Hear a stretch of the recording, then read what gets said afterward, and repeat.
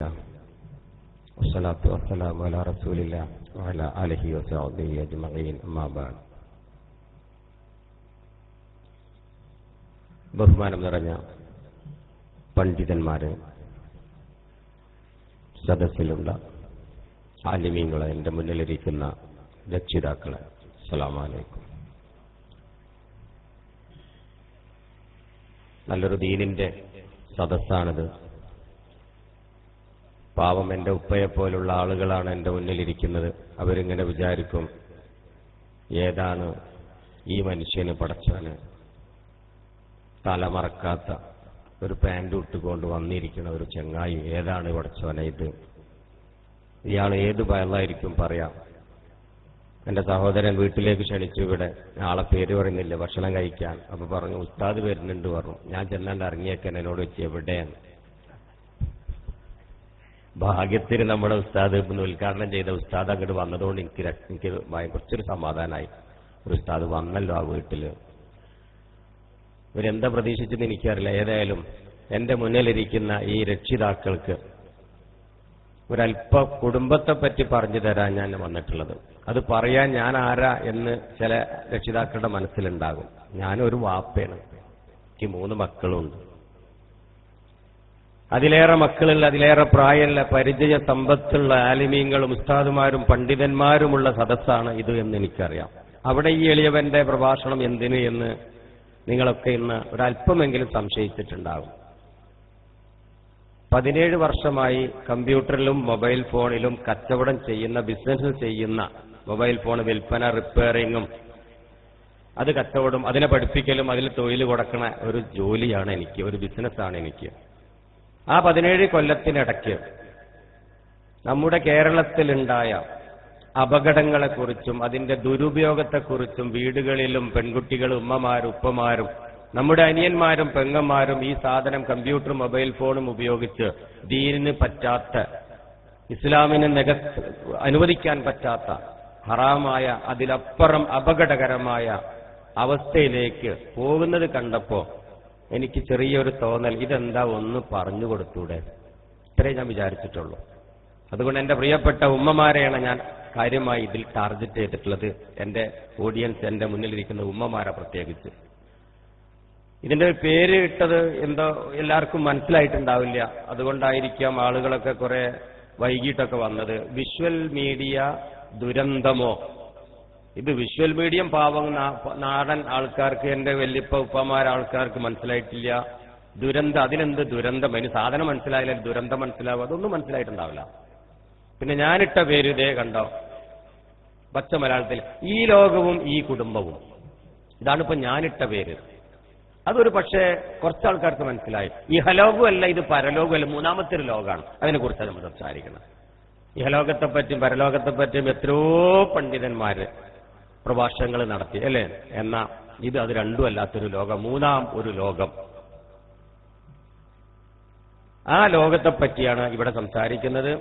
അഥവാ ഉമ്മയുടെ ഗർഭപാത്രത്തിലുള്ള ആ ലോകമല്ല, അപ്പൊ 4ാമത്തെ ലോകം. പിന്നെ ആലമുൽ അർവാഹ്, അത് വേറൊരു ലോകം, അതുമല്ല. ഇതൊന്നും അല്ലാത്തൊരു ലോകം, നിങ്ങൾ ഇതുവരെ കേൾക്കാത്ത ഒരു ലോകം. അതിനെപ്പറ്റിയാണ് ഇൻഷാ അല്ലാഹ് ഇവിടെ സംസാരിക്കുന്നത്. ഈ എന്ന് പറഞ്ഞാൽ ഇലക്ട്രോണിക്സ് എന്നാണ് കേട്ടോ. അപ്പൊ ഈ ലോകം ഇലക്ട്രോണിക്സ് ലോകം, ഈ കുടുംബം ഇലക്ട്രോണിക്സ് കുടുംബം, അതാണ് ആ വിഷയത്തിന്റെ പേര്. ഇനി നമുക്കത് വിശദമായി പറയുമ്പോൾ എന്തിനീ ക്ലാസ് എന്നൊന്ന് പറയട്ടെ. ഒരു പത്രത്തിലെ കട്ടിങ്ങാണ്, അല്ലെങ്കിൽ വായിക്കണ്ടട്ടെ, ഞാൻ പറഞ്ഞുതരും. ഇപ്പൊ കുറച്ച് മാസങ്ങൾക്ക് മുമ്പ് ഞാൻ പകർത്തിയ പത്രക്കട്ടിക്ക, അതിലെന്താണ്, 14 വയസ്സുകാരിയെ തട്ടിക്കൊണ്ടുപോയി, ഭാര്യയെ തട്ടിക്കൊണ്ടുപോയി, മക്കളെ കിടത്തി ഉറക്കി, കാമുകനുമായി ഭാര്യ ഒളിച്ചോടി, മകളെ പീഡിപ്പിച്ചു, മകൾ അങ്ങണ്ടാക്കി ഇങ്ങണ്ടാക്കി, ഇനി പറയുന്നില്ല, അതേ അടുത്ത പേജ് വരുന്നുണ്ട്. ഇതാ വീണ്ടും അത് തന്നെ, 16കാരിയെ തട്ടിക്കൊണ്ടുപോയി, 13കാരിയെ തട്ടിക്കൊണ്ടുപോയി, 17കാരിയെ തട്ടിക്കൊണ്ടുപോയി. പെൺകുട്ടി. എന്റെ ക്ലാസ് യാ അയ്യുഹന്നാസിനാണ് കേട്ടോ, സംഘടനക്കല്ല, മുസ്ലിമിനല്ല, ഹിന്ദുവിനല്ല, മനുഷ്യർക്കാണ് ഞാൻ ഈ ക്ലാസ് പറഞ്ഞു തരണേ. അപ്പൊ നമ്മളെ പരിസരത്തുള്ള മുസ്ലിം സഹോദരങ്ങളൊക്കെ കേൾക്കുന്നുണ്ടെങ്കിൽ അവർക്കും കൂടി ഉള്ളതാണ് എന്റെ ക്ലാസ്. ഖുർആൻ ഇറക്കിയത് അങ്ങനെ തന്നെയാണല്ലോ, മുസ്ലിങ്ങൾക്കല്ലല്ലോ ഖുർആൻ ഇറക്കിയിട്ടുള്ളത്.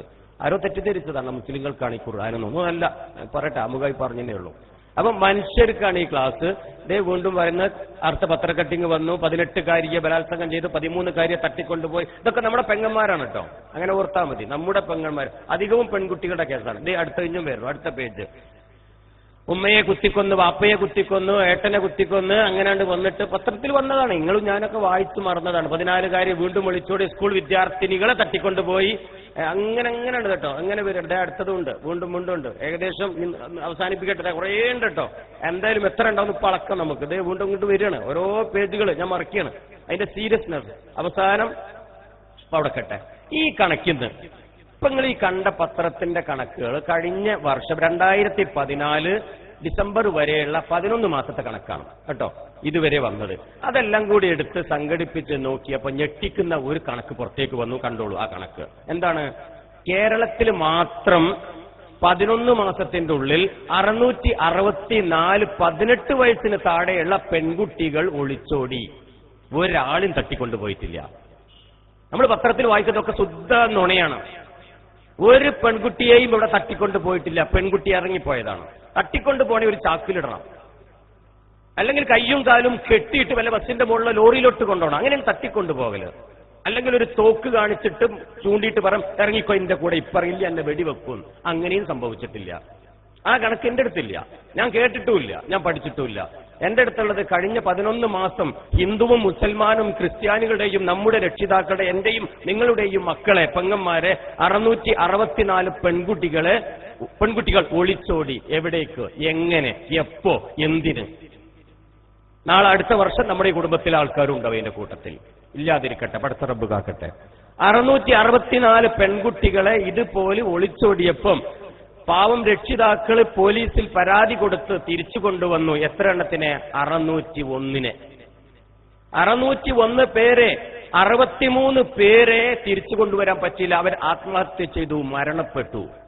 അപ്പം 600 ആളുകളെ തിരിച്ചു കൊണ്ടുവന്നു. മാഷാ അല്ലാഹ്, തിരിച്ചു കിട്ടിയല്ലോ രക്ഷിതാക്കൾക്ക്. എന്നാൽ അതിലെ 300 പേര് ഇന്ന് ഭ്രാന്തികളാണ്, മാനസിക നില തെറ്റിയത് നിമിഷവും ആത്മഹത്യ വക്കിലാണ്. മറ്റൊന്ന്, എങ്ങനെയാണ് അവർ പോയത്? അവര് ഒളിച്ചോടാനുള്ള സർട്ടിഫിക്കറ്റ് രക്ഷിതാക്കൾ വാങ്ങിക്കൊടുത്ത മൾട്ടിമീഡിയ ഇന്നത്തെ തോണ്ടിക്കളിക്കുന്ന പ്രേമിക്കാനുള്ള സർട്ടിഫിക്കറ്റായ മൊബൈൽ ഫോൺ വഴിയാണ്. അതുകൊണ്ടാണ് ഞാൻ ഈ ന്യൂസ് ഇവിടെ പറഞ്ഞത്.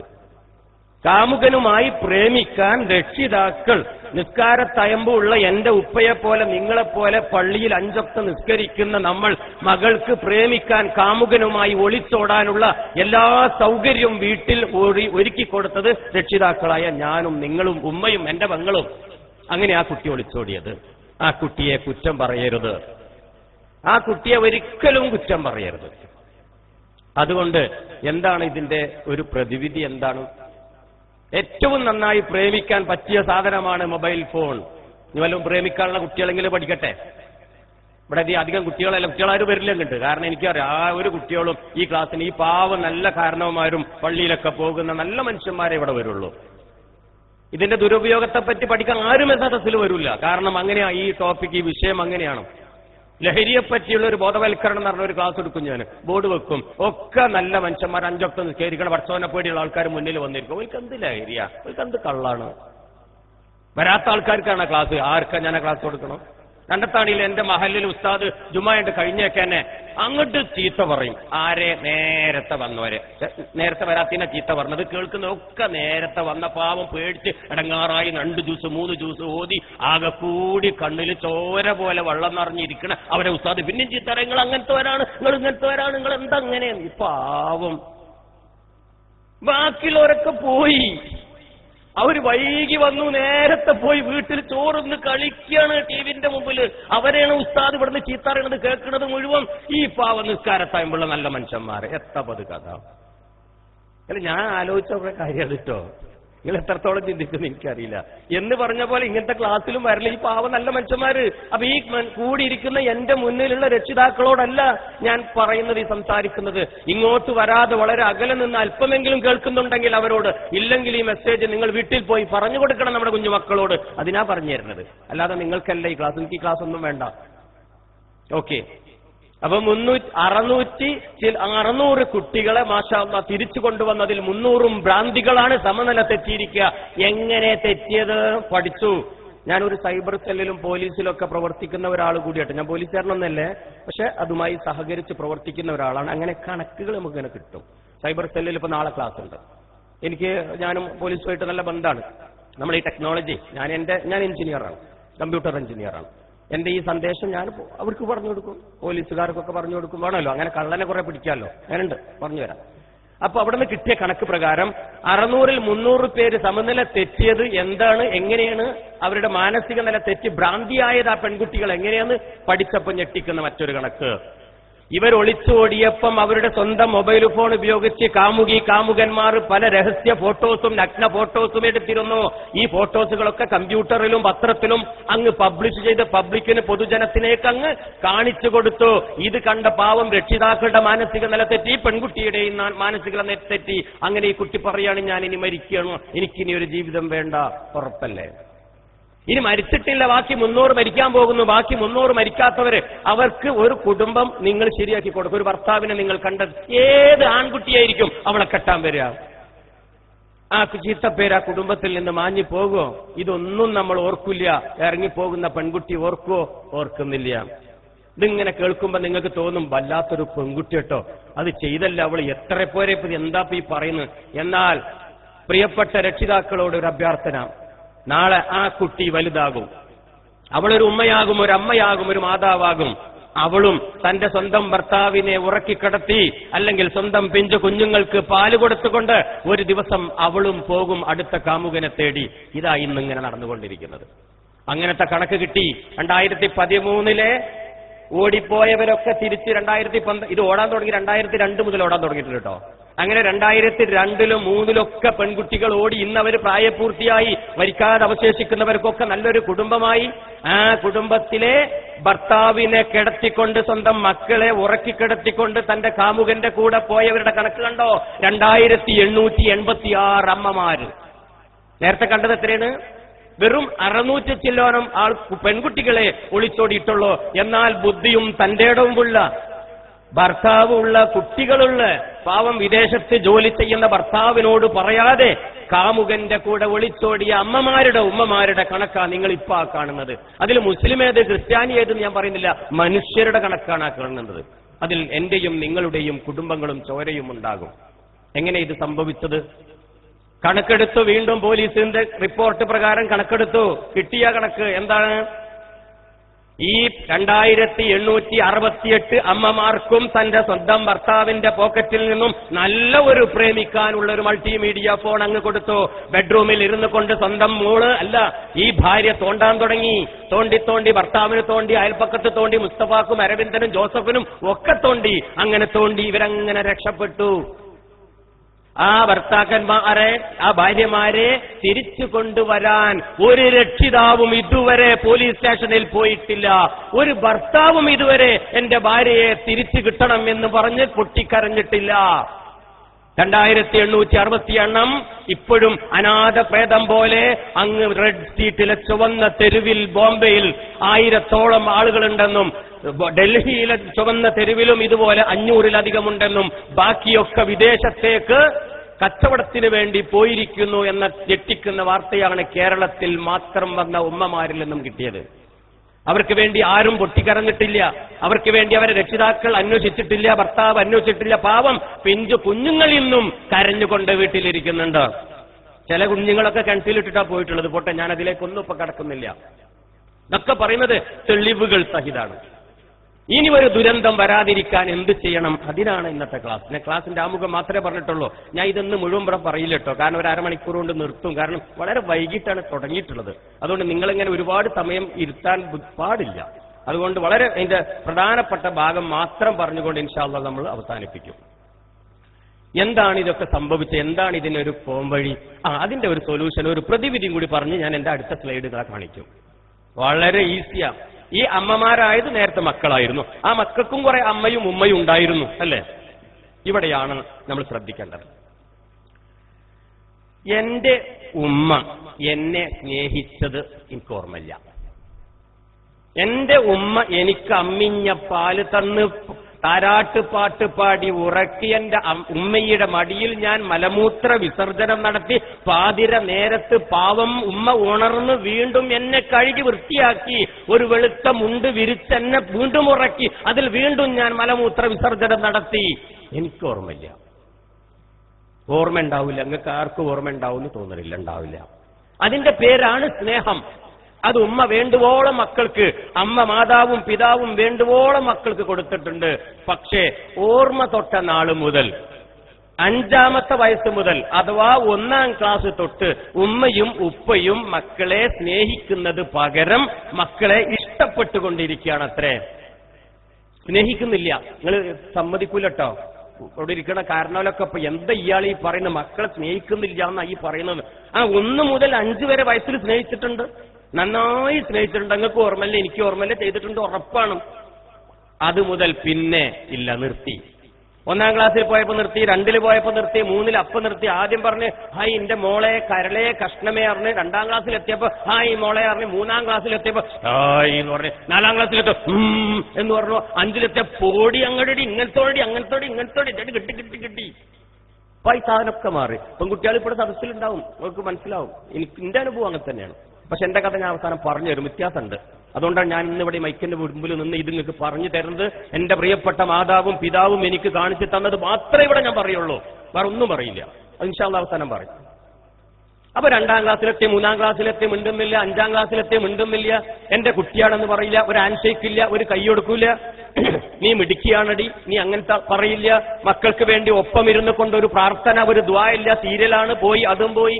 അതിനൊന്നും ഉമ്മക്ക് നേരല്ല. ഉമ്മ നിസ്കരിക്കുന്നുണ്ടാവും, നോമ്പ് വെക്കുന്നുണ്ടാവും, പ്രാർത്ഥിക്കുന്നുണ്ടാവും, ഓതുന്നുണ്ടാവും, ഒക്കെ ഉണ്ടാവും. പക്ഷെ ആ കുഞ്ഞു മക്കൾക്ക് വേണ്ടി തന്റെ തോളിൽ പിടിച്ചുകൊണ്ട് എന്റെ കുഞ്ഞുമോൻ നല്ല കുട്ടിയാക്കി വളരണം കേട്ടോ എന്നും പറഞ്ഞ് ഓരോ ദിവസവും എന്റെ പ്രിയപ്പെട്ട പിതാവും മാതാവും ഉമ്മയുടെയും ഉപ്പയുടെയും കൈകൾ എന്റെ മുടിന്റെ ഇടയിലൂടെ അങ്ങ് ഇട്ട് കയറ്റി വച്ചിട്ട് എന്നോട് പറയും എന്റെ കുട്ടിക്കും വരും നല്ലൊരു ദിവസം എന്നും പറഞ്ഞ് അങ്ങ് കരയും. കാരണം വീട്ടിൽ പട്ടിണിയായിരുന്നു, ഒരുപാട് ബുദ്ധിമുട്ടായിരുന്നു. ഒരു നേരത്തെ ആഹാരം പോലും വയറു നിറയെ തിന്നാനില്ലാത്തത് കൊണ്ട് അയൽപ്പക്കത്ത് പോയി കൈ കാണിച്ചിട്ടുണ്ട്, ഇറന്നിട്ടുണ്ട്. ഞാൻ പച്ചക്ക് പറയും, ഇന്ന് എനിക്കൊന്നും കണക്കാക്കണ്ട. ആ സമയത്ത് എന്റെ പ്രിയപ്പെട്ട മാതാവും പിതാവും എനിക്ക് വേണ്ടി ദുആ ചെയ്തിട്ടുണ്ട്, ഇപ്പോഴും മറന്നിട്ടില്ല. പാതിര നേരത്ത് 4 മണിക്ക് ഉണർന്നുകൊണ്ട് തഹജ്ജുദ് നിസ്കരിച്ച എന്റെ പ്രിയപ്പെട്ട പിതാവ് 4 ദിവസം അങ്ങ് ഓതിക്കഴിഞ്ഞിട്ട് അങ്ങ് പൊട്ടിക്കരയും. ആ പൊട്ടിക്കരച്ചിലിന്റെ ഒച്ചകെട്ടാ ഞാൻ സുബഹിക്ക് ഉണരാറുള്ളത്. എനിക്ക് വെറും 9 വയസ്സ് 8 വയസ്സ് ആ സമയത്ത്. എന്നിട്ട് എന്റെ പിതാവ് ചോദിക്കും, എന്തായാലും നീ ഒന്നിലടാ സുബഹി നിസ്കരിച്ചോ. ഇന്ന് എത്ര പിതാക്കന്മാർ ഇന്ന് വീട്ടിൽ മക്കളോട് ഇത് പറയുന്നുണ്ട്. എന്റെ ഉപ്പനോട് പറഞ്ഞ കാര്യമാണ് പറയുന്നത്. അങ്ങനെ നിസ്കാരമൊക്കെ കഴിഞ്ഞ് അങ്ങ് ഓത് കഴിഞ്ഞിട്ടുണ്ട് ഒരു ദുആ ചെയ്യാൻ എന്റെ പ്രിയപ്പെട്ട പിതാവ്. പടച്ചവനെ, എന്റെ മക്കൾക്ക് ഭക്ഷണം കൊടുക്കാൻ, ആഹാരം കൊടുക്കാൻ, അവരെ പട്ടിണി മാറ്റാൻ എന്നെ കൊണ്ട് കഴിഞ്ഞിട്ടില്ല റബ്ബേ. അവരെ പട്ടിണി നീ മാറ്റണേ, അവരിലൂടെ നീ മനുഷ്യരുടെ പട്ടിണി മാറ്റിക്കൊടുക്കണേ. പച്ച മലയാളത്തിൽ എന്റെ വാപ്പ എനിക്ക് വേണ്ടി ദുആ ചെയ്തിട്ടുണ്ട്, ഞാൻ കേട്ടിട്ടുണ്ട്. എന്നും കേൾക്കും, ഒരു ദിവസമല്ല. പ്രിയപ്പെട്ട മാതാവ് എന്റെ ഉമ്മ 1ാം ക്ലാസ് മുതൽ എന്റെ എത്രത്തോളം പഠിച്ചോ മരിക്കുന്നത് വരെ എന്റെ കൈ പിടിച്ചുകൊണ്ട് ഉമ്മയുടെ മാറോട് ചേർത്ത് പിടിച്ചുകൊണ്ട് കവിളിലും നെറ്റിയിലും ചുംബനങ്ങൾ തന്ന് ഒരു ഹാൻഡ് ഷേക്ക് തന്നിട്ട് പറയും, മോനെ നന്നായി പഠിച്ചു വാടാം. അത് 1ാം ക്ലാസ് കിട്ടി, 2ൽ കിട്ടി, 3ൽ കിട്ടി, 10 വരെ എനിക്ക് കിട്ടി, 10ാം ക്ലാസ് വരെ എനിക്ക് കിട്ടി. ആ ചുടു ചുംബനം ഒരു നേരവും എന്റെ പ്രിയപ്പെട്ട മാതാവിനെ കവിളിൽ ചുംബിക്കാത്ത ഒരു ദിവസവും ഉണ്ടായിട്ടില്ല. എനിക്ക് തിരിച്ചും അങ്ങോട്ടും. അതിന്റെ പേര് സ്നേഹം, ഞാൻ മറന്നിട്ടില്ല. ഇവിടുന്ന് ഞാൻ ചോദിക്കുകയാണെന്ന് ഒരു ഉദാഹരണം ചോദിക്കുക. പ്രായം ചെന്ന 10ാം ക്ലാസ്സിൽ പഠിക്കുന്ന 18ാം ക്ലാസ് 18ലും 10ലും പഠിക്കുന്ന കുട്ടികളെ, എത്ര കുട്ടികളെ രക്ഷിതാക്കൾ ഹാൻഡ് ഷേക്ക്, ഒരു ആലിംഗനം കൊടുത്തിട്ടുണ്ട്, ഒരു ചുംബനം കൊടുത്തിട്ടുണ്ടെന്ന് ചോദിച്ചാൽ പ്രിയപ്പെട്ട രക്ഷിതാക്കളെ ഇന്ന് നിങ്ങളുടെ കണ്ണിന്ന് നിറയും. ഈ കഴിഞ്ഞ മാസം ഞാനൊരു ക്യാമ്പിന് പോയി. 10ാം ക്ലാസ്സുകാരുടെ ക്യാമ്പാ, പരീക്ഷക്കടുത്തിട്ട് പരീക്ഷയുടെ ഒരു കോച്ചിങ് ക്യാമ്പാ. ആ ക്യാമ്പിൽ 400 മക്കളുണ്ടായിരുന്നു. 200 പെൺകുട്ടികളും 200 ആൺകുട്ടികളും ഇരിക്കുന്ന അവിടേക്ക് പോയി എങ്ങനെ നന്നായി രക്ഷപ്പെടാം, 10 A+ എങ്ങനെ വാങ്ങാം, അങ്ങനത്തെ ക്ലാസ് കൊടുക്കാനും പോകും. പിന്നെ രക്ഷിതാക്കളെ എങ്ങനെ സ്നേഹിക്കാൻ പാടില്ല എന്നുള്ള ക്ലാസും കൊടുക്കും. അങ്ങനെ ഞാൻ ആദ്യം ആ കുഞ്ഞുങ്ങളോട് ചോദിച്ചൊരു ചോദ്യം ഉണ്ടായിരുന്നു. കുഞ്ഞുമക്കളെ, 10ാം ക്ലാസ്സിലേക്ക് ജയിച്ച വാർത്തയറിഞ്ഞപ്പോ പ്രിയപ്പെട്ട മാതാവിന്റെ ആലിംഗനം കിട്ടിയ, ഒരു ഹാൻഡ് ഷേക്ക് കിട്ടിയ, ഒരു മുത്തം നിങ്ങളുടെ കവിളിൽ തന്ന പൊന്നുമ്മയുണ്ടോ ഇന്ന് വീട്ടിൽ? നിങ്ങൾ കൈയൊന്ന് പൊന്തിക്കോ. 400 കുട്ടീനെ എത്രണ്ണം പൊന്തിട്ടുണ്ടാവും? ഇപ്പൊ ഒരു ഊഹം നിങ്ങളുടെ മനസ്സിൽ ഇപ്പത്തെ 400 കുട്ടിനോട് തന്നെ ചോദിച്ചു, 10ാം ക്ലാസ് ആണിനോടും പെണ്ണിനോടും. 10ാം ക്ലാസ്സിലേക്ക് ജയിച്ച വാർത്തയറിഞ്ഞപ്പോൾ ഒരു ഹാൻഡ് ഷേക്ക്, ഒരു കൈ കൊടുത്തുകൊണ്ട് എന്റെ പ്രിയപ്പെട്ട മകളെ, എന്റെ പ്രിയപ്പെട്ട മകനെ, നീ നല്ല കുട്ടിയാണ്, കൺഗ്രാറ്റുലേഷൻ, മിടുക്കി എന്നൊക്കെ പറഞ്ഞ് അഭിനന്ദിച്ച ഒരു കിസ് കവിളിൽ തന്ന മുഞ്ഞു മക്കളെ നിങ്ങളുടെ ഉമ്മേന്റെ അടുത്ത് അങ്ങനെ കിട്ടിയിട്ടുണ്ട്, നിങ്ങൾ കൈയൊന്ന് പൊന്തിക്കോ? എത്ര പൊന്തിയിട്ടുണ്ടാവും?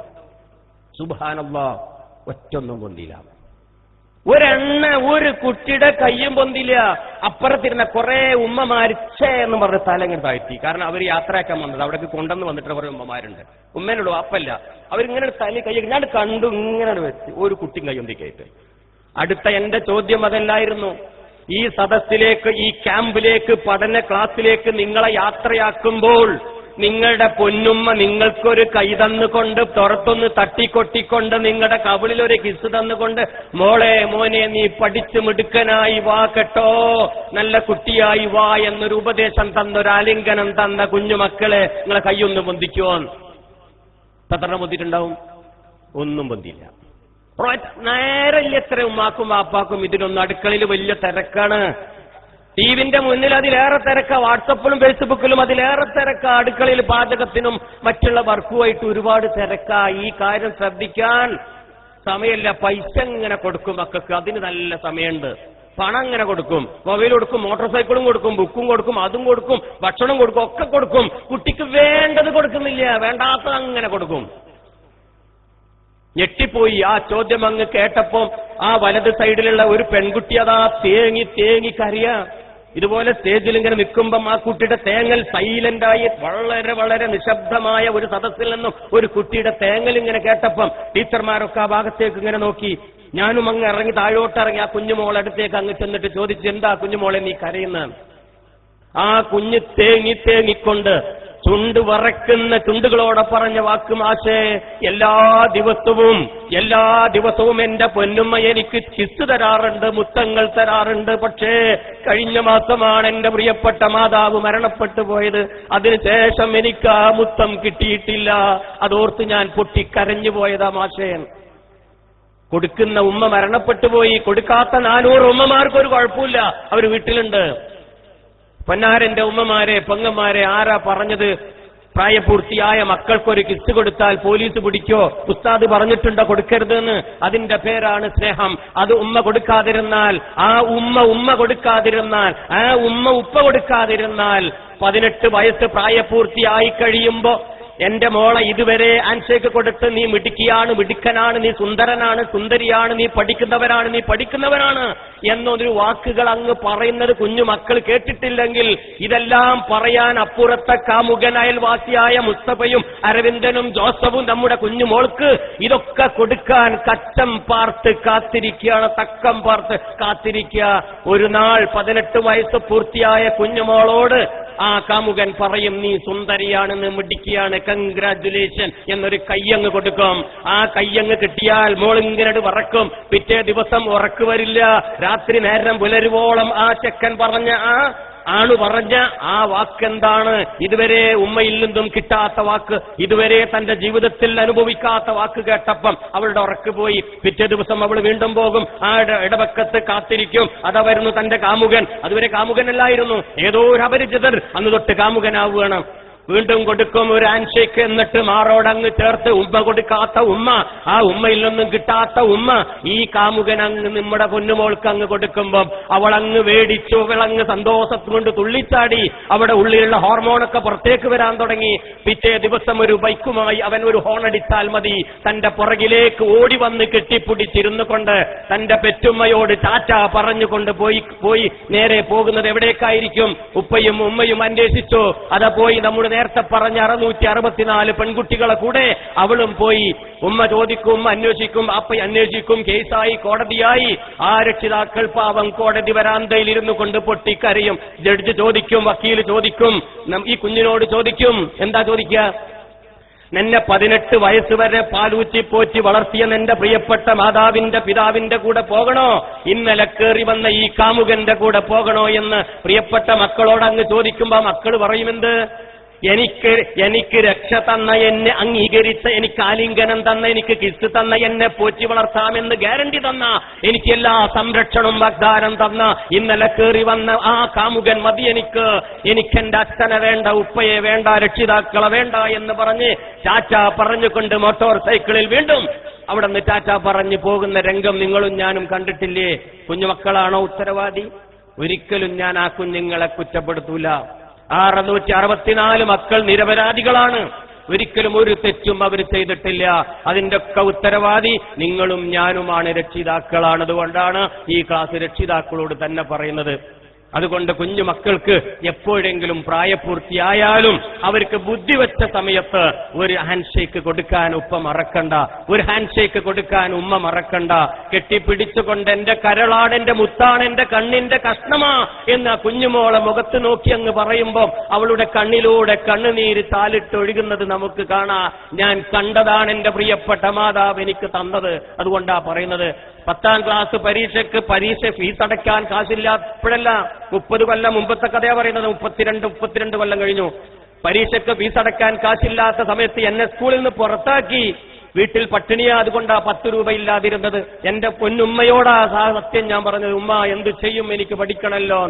ഒന്നും വേണ്ട മോനെ, നീ കരയരുതടാ എന്ന് പറഞ്ഞ് എന്റെ കണ്ണ് തുടച്ചുകൊണ്ട് ഉമ്മയുടെ കറുത്ത തുണിയുടെ കോന്തലക്കെട്ട് അഴിച്ചതിനൊരു 10ന്റെ നോട്ട് എന്റെ കൈവെള്ളയിൽ വെച്ചിട്ട് പറഞ്ഞു, മോനെ തികയുമെങ്കിൽ ഫീസടക്കടാ എന്ന്. അതും ഫീസടച്ചു. പിറ്റേ ദിവസം എന്റെ ഉമ്മയുടെ മടിയിൽ വീണ്ടും ഞാൻ കുശലം പറഞ്ഞിരിക്കുമ്പോഴാണ് ആ സത്യം ഞാൻ മനസ്സിലാക്കിയത്. വാവിലൂടെ നുരയും പതയും എന്റെ പ്രിയപ്പെട്ട മാതാവിന്റെ വായിലൂടെ വരുന്നുണ്ട്. ശ്വാസം മുട്ടലിന് ആസ്മ രോഗിക്ക് മരുന്ന് കഴിക്കാൻ പ്രിയപ്പെട്ട വാപ്പ കൊടുത്ത, എന്റെ ഉപ്പ കൊടുത്ത 10ന്റെ നോട്ട എനിക്കെന്റെ ഉമ്മ ഫീസടക്കാൻ തന്നത്. അത് ഞാൻ അറിയാതെ വാങ്ങി അടച്ചുപോയി. 18 വയസ്സ് തികയാത്ത, ബുദ്ധി ഉറക്കാത്ത ഒരു കുഞ്ഞിനും മാതാവിന്റെ സ്നേഹം തിരിച്ചറിയില്ല, പിതാവിന്റെ സ്നേഹം തിരിച്ചറിയില്ല. അതിന് പ്രായപൂർത്തി പക്വത വരണം, അതിന് 20 വയസ്സ് തികയണം. അതുകൊണ്ട് 18 തികയുന്നതിന് മുമ്പ് 664 കുട്ടികൾ ഇവിടെ നിന്ന് ഒളിച്ചോടിയത്. അങ്ങനെ ഒളിച്ചോടിയ വിട്ടമ്മമാരാ വീണ്ടും ഒളിച്ചോടിയത്. ഈ ബുദ്ധി, ഈ ഒരു തിരിച്ചറിവ് എനിക്ക് കിട്ടിയപ്പോത്തിന് സമയം വൈകിപ്പോയി. അന്ന് രാത്രി ഞാൻ വീട്ടിലേക്ക് വന്നപ്പം ഉമ്മയുടെ അവസ്ഥ വല്ലാത്ത അവസ്ഥയാ. കാരണം മരുന്ന് കഴിച്ചിട്ടില്ലായിരുന്നു അത്രേ. മരുന്നിന്റെ കാശ് ഞാൻ ഫീസടച്ചു അത്രേ. ഓടി എല്ലാവരും ഒരു മഞ്ചയിൽ കയറ്റി ആശുപത്രിയിലേക്ക് കൊണ്ടുപോകുമ്പോഴും എന്റെ കണ്ണ് തുടച്ചുകൊണ്ട് എന്റെ പ്രിയപ്പെട്ട മാതാവ് പറഞ്ഞു, കരയരുത് മോനെ, കരയരുത്, നീയെങ്കിലും പോയി രക്ഷപ്പെട്, മറ്റുള്ളവരെ പട്ടിണി മാറ്റാൻ മോനെ എന്നെ കൊണ്ട് സാധിക്കും, നീ കരയരുത് കേട്ടോ എന്നും പറഞ്ഞ് എന്നെ സമാധാനപ്പെടുത്തി ആശുപത്രിയിലെത്തി. അധികം സമയം വൈകിയില്ല. എന്റെ കയ്യിൽ കിടന്നുകൊണ്ട് എന്റെ പൊന്നുമ്മ ഇഹലോകവാസം വെടിഞ്ഞു. അപ്പോഴും ഞാനാണ് എന്റെ ഉമ്മക്ക് കലിമ ചൊല്ലിക്കൊടുത്തത്. വളരെ അന്തസ്സോടെ എന്റെ ഉമ്മ കലിമ ചൊല്ലിക്കൊണ്ട് എന്റെ മടിയിൽ കിടന്നുകൊണ്ട് മരണപ്പെട്ടു. മറക്കിലൊരിക്കലും ആ സ്നേഹം, അത് മറന്നാൽ പോയി നമ്മുടെ ജീവിതം. പക്ഷേ ഇന്നത്തെ മക്കൾക്ക് അതറിയില്ല. അതറിയിക്കാൻ ഉമ്മയും ബാപ്പയും അതിനുള്ള സന്ദർഭം, സൗകര്യം ഒരുക്കി കൊടുത്തിട്ടില്ല. 10 രൂപയുടെ 1 രൂപയുടെ വില ഇന്ന് മക്കൾക്ക് അറിയില്ല. ആവശ്യമുള്ളതും അല്ലാത്തതും എല്ലാം അങ്ങ് വാങ്ങിക്കൊടുക്കും. ഉപ്പയുടെ ഖജനാവിൽ ഇഷ്ടം പോലെ ഉണ്ട് എന്ന് തെറ്റിദ്ധരിക്കപ്പെട്ടിരിക്കുക നമ്മുടെ കുഞ്ഞുമക്കൾ. അത് അന്വേഷിക്കാൻ അവർക്ക് ബുദ്ധിയില്ല. അത് പറഞ്ഞു കൊടുക്കാനുള്ള തന്റെ ഇടം ഇന്നത്തെ രക്ഷിതാക്കൾക്കുമില്ല. അതുകൊണ്ട് എന്റെ പ്രിയപ്പെട്ട രക്ഷിതാക്കളോട് പറയാനുള്ളത്, കുഞ്ഞുമക്കളോട് വീടിലെ ബുദ്ധിമുട്ടുകൾ അറിയിക്കണം. അവരെന്തും ചോദിക്കുമ്പോ എടുത്തു കൊടുക്കാതെ, ഇത്ര കഷ്ടപ്പെട്ട മോനെ ഞാനൊക്കെ വളർന്നത്, എന്റെ ബുദ്ധിമുട്ട് നീ അറിയണമെന്ന് പറ. ചില ഉപ്പമാര് പറയുന്നത് കേട്ടതാ, ഞാൻ ഒരുപാട് ബുദ്ധിമുട്ടി കഷ്ടപ്പെട്ട അവൾ പഠിച്ചു വളർന്നത്, ആ കഷ്ടപ്പാട് എന്റെ മക്കളെ ഞാൻ അറിയിക്കൂലെന്ന്. മണ്ടത്തരമാണ് രക്ഷിതാക്കളെ, മണ്ടത്തരമാ.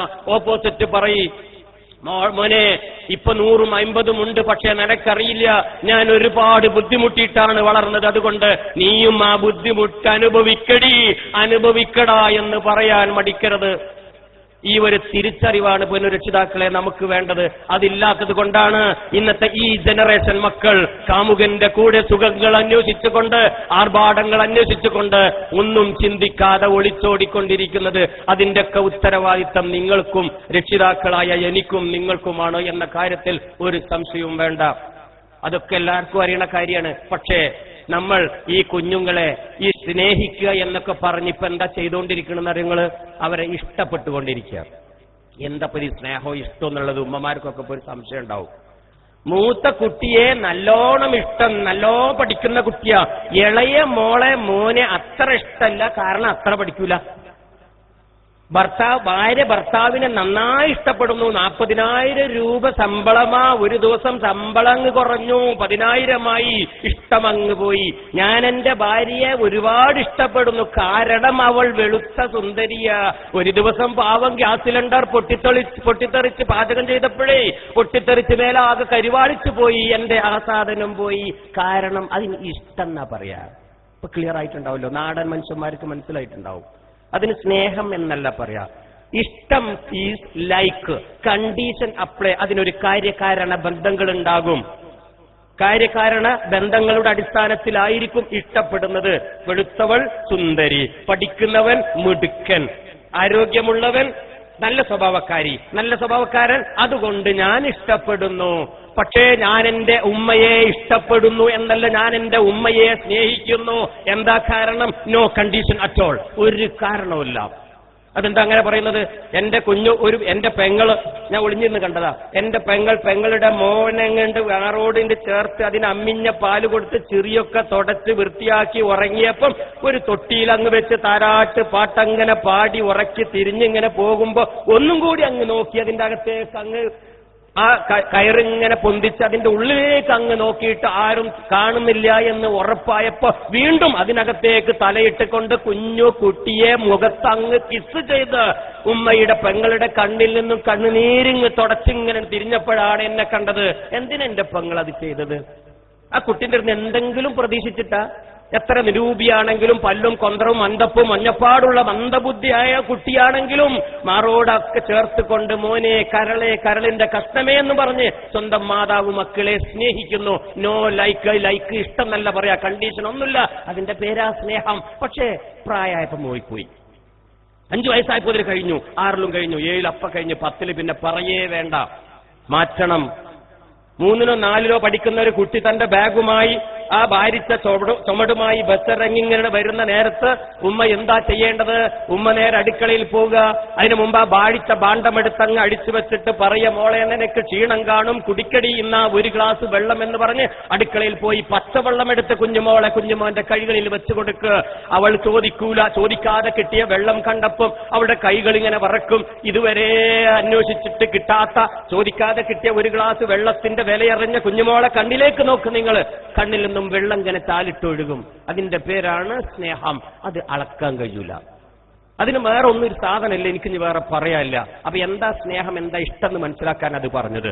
ഇപ്പൊ രക്ഷിതാക്കളെ ഞാനും നിങ്ങളും മക്കൾക്ക് കൊടുക്കുന്നത് സ്നേഹം അല്ല, പകരം ഇഷ്ടമാണ്. അത് മാറ്റി സ്നേഹത്തിലേക്ക് തിരിച്ചു വന്നാൽ എന്റെ ഉമ്മ എനിക്ക് തന്ന പോലെ, നിങ്ങളുടെയൊക്കെ പ്രിയപ്പെട്ട മാതാവ് നിങ്ങൾക്ക് തന്ന പോലെ. പണ്ടൊക്കെ അതൊക്കെ ഉണ്ടായിരുന്നു, വീട്ടിലൊക്കെ ഉണ്ടായിരുന്നു. ഇപ്പൊ അതൊക്കെ ഒളിച്ചോട്ടത്തിൽ അതും ഒളിച്ചോടിക്കണം. അതുകൊണ്ട് അത് തിരിച്ചു കൊണ്ടുവന്നാൽ ഒരു പരിധിവരെ അതിനൊരു പരിഹാരം കാണും. മക്കളെ വേണ്ട എന്ന് പറഞ്ഞാൽ ആ കുട്ടി അനുസരിക്കും. മോനെ വേണ്ട കേട്ടോ എന്ന് പറഞ്ഞാൽ അനുസരിക്കും. എന്റെ മോന് 12 വയസ്സാ. അവന്റെ തോളിൽ കൈയിട്ടുകൊണ്ട് ഞാൻ അറിയാതെ അങ്ങാടിയിലൂടെ, രണ്ടത്താണിയാണ് എന്റെ അങ്ങാടിയിലൂടെ, എന്റെ ഉപ്പ ജീവിച്ച അങ്ങാടിയിലൂടെ, എന്റെ ഉപ്പയുടെ സുഹൃത്തുക്കളുള്ള അങ്ങാടിയിലൂടെ, ഒന്നും അറിയാതെ എല്ലാം മറന്നുകൊണ്ട്, കാരണം എന്റെ ഉപ്പ എന്റെ കുഞ്ഞു വിരൽ പിടിച്ചു നടന്ന എന്റെ അങ്ങാടി, ആ പഴയ അങ്ങാടിയിലൂടെ ഞാൻ അറിയാതെ ഒരു നിമിഷം എന്റെ ഉപ്പയുടെ പെട്ടിക്കടങ്ങനെ ഓർത്ത് എന്റെ കുഞ്ഞുമോന്റെ കൈയുണ്ട് പിടിച്ചവന്റെ തോളിലുണ്ട് പിടിച്ചുകൊണ്ട് അങ്ങനെ അങ്ങാടിയിലുള്ള ഒരുപാട് VIP-കൾ ഇടയിൽ കൂടെ അങ്ങനെ നടന്നു പോയപ്പം എന്റെ കുട്ടിന്റെ കുറച്ച് കഴിഞ്ഞാരെ തേങ്ങി കരയണു, കണ്ണൊക്കെ നിറഞ്ഞിട്ട്. എന്തേന്ന് ചോദിച്ച് മിണ്ടണില്ല. വീട്ടിലെത്തിയിട്ട കാര്യം പറഞ്ഞത്, ഉപ്പ ഞാനിങ്ങനെ പോകുമ്പോ എന്റെ ഒരു സുഹൃത്തുണ്ടായിരുന്നു, ആ മുന്നിലുണ്ടായിരുന്നു. അവങ്ങോട്ട് കണ്ടപ്പോ എനിക്കിങ്ങോട്ട് എന്റെ ഉപ്പ എന്നെ തോളി പിടിച്ചതുണ്ട് കണ്ടപ്പോ എനിക്ക് വല്ലാതെ സന്തോഷമായി, അതുകൊണ്ട് കരഞ്ഞതാ ഞാട്ടോ. ആ കുട്ടികൾ വല്ലാതെ ആനന്ദിക്കുന്നുണ്ട്. അതിനൊന്നും നമുക്ക് സമയമില്ല. അവരെ തോളിലൊന്ന് കൈയിടാനും ഉമ്മാക്ക് തീരെ നേരല്ല, വാപ്പാക്ക് അത്രയും നേരല്ല. തിരിച്ചു കൊണ്ടുവരണം ഈ സ്നേഹം വീട്ടിലെങ്കിൽ നമ്മുടെ കുഞ്ഞു മക്കളോട് എന്ത് പറഞ്ഞാൽ അവരനുസരിക്കും. അല്ലെങ്കിൽ ഇന്നത്തെ ഈ തലമുറയുടെ കൂടെ, മോട്ടോർ സൈക്കിളിന്റെയും ഇന്നത്തെ മൊബൈൽ ഫോണിന്റെയും കൂടെ നമ്മുടെ കുഞ്ഞുമക്കൾ ഈ 664 എണ്ണത്തിന്റെ കൂടെ അടുത്ത കൊല്ലത്തേക്ക് ഒരു പക്ഷെ 1200 ആയിരിക്കും. 2015 കണക്ക് ഇൻഷാ അല്ലാഹ് 2016 അടുത്ത കൊല്ലം എനിക്ക് കിട്ടും. ആ സമയത്ത് എത്രയാണോ ഒളിച്ചോടിയതെന്നുള്ള കണക്ക് ഇപ്പൊ അറിയില്ല. ആ കൂട്ടത്തിൽ ഉൾപ്പെടും. പടച്ചറബ് കാക്കുമാറാകട്ടെ. ഇനി നമുക്ക് കുറച്ച് സ്ലൈഡുകളൊക്കെ വെച്ച് കുറച്ചും കൂടി കാര്യം ഇൻഷാ അല്ലാഹ് ഒരു 10-15 മിനിറ്റ് അരമണിക്കൂറിന്റെ ഉള്ളിൽ തീർന്ന് 9 മണിയായി. എന്തായാലും പെട്ടെന്ന് തീർക്കണം. കാരണങ്ങൾ ഒരുപാട് സമയമായി വന്നിരിക്കുന്നു. പെട്ടെന്ന് പറഞ്ഞങ്ങോട്ട് പോവുക. ചിലതൊന്നും ഞാൻ വിശദീകരിക്കുന്നില്ല. ഇവിടെ ആമുഖ പ്രഭാഷണത്തിൽ നമ്മുടെ ഉസ്താദ് ഉദ്ഘാടനം ചെയ്തപ്പോൾ പറഞ്ഞ ആയത്തിന്റെ ഒരു ചെറിയ വാക്ക, ഇന്ന റബ്ബക ലബിൽ മിർസാദ്, തീർച്ചയായും പ്രപഞ്ചനാഥൻ നമ്മളെ ഒക്കെ റെക്കോർഡ് ചെയ്യുന്നുണ്ട്. ഞാൻ എന്തിനാ അവിടെ ക്യാമറ വെച്ച് എന്നത് കാരണം ഉദ്ഘാടനത്തിൽ പറഞ്ഞു. കുട്ടിക്കാലത്ത് ഇതൊക്കെ പറയുമ്പം ഒരു തെളിവുണ്ടായിരുന്നില്ല. ഇന്നതിനൊക്കെ തെളിവുണ്ടല്ലോ. 720 കോടി ജനങ്ങൾക്ക് ലോകത്തിട്ടോ 720 കോടി ജനങ്ങളുടെ കയ്യിൽ ഒരു മൊബൈൽ ഉണ്ടെന്ന് വെക്കുക. ഉദാഹരണം പറയണം, 500 കോടി ഉണ്ട് കേട്ടോ.